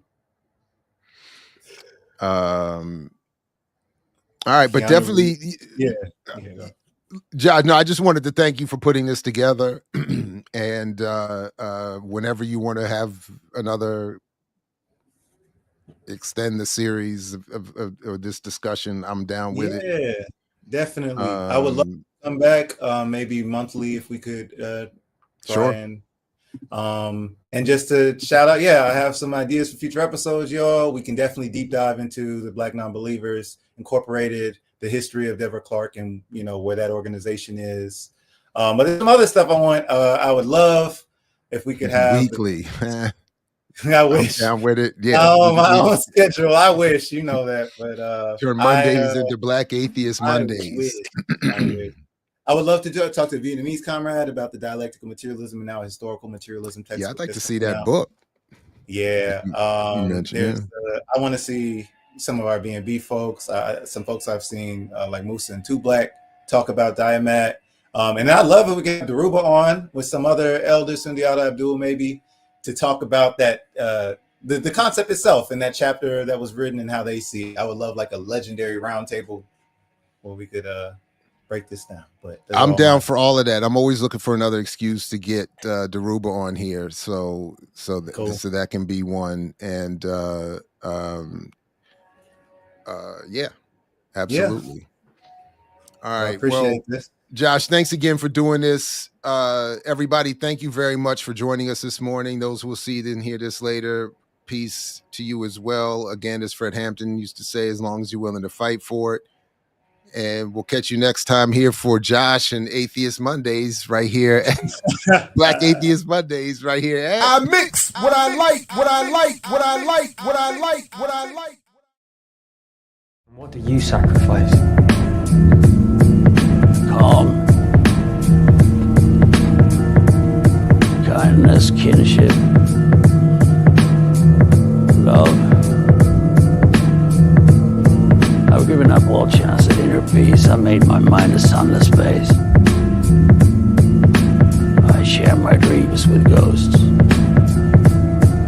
I wake up every day to an equation I wrote 15 years ago for which there's only one conclusion. I'm damned for what I do. My anger, my ego, my unwillingness to yield, my eagerness to fight, that set me on a path from which there's no escape. I yearn to be a savior against injustice without contemplating the cost, and by the time I look down, there's no longer any ground beneath my feet. What is my sacrifice? I'm condemned to use the tools of my enemy to defeat them. I burn my decency for someone else's future. I burn my life to make a sunrise that I know I'll never see. Now, the ego that started this fight will never have a mirror or an audience or the light of gratitude. So what do I sacrifice? Everything, everything, everything, everything. I mix what I like, what I like, what I like, what I like, what I like.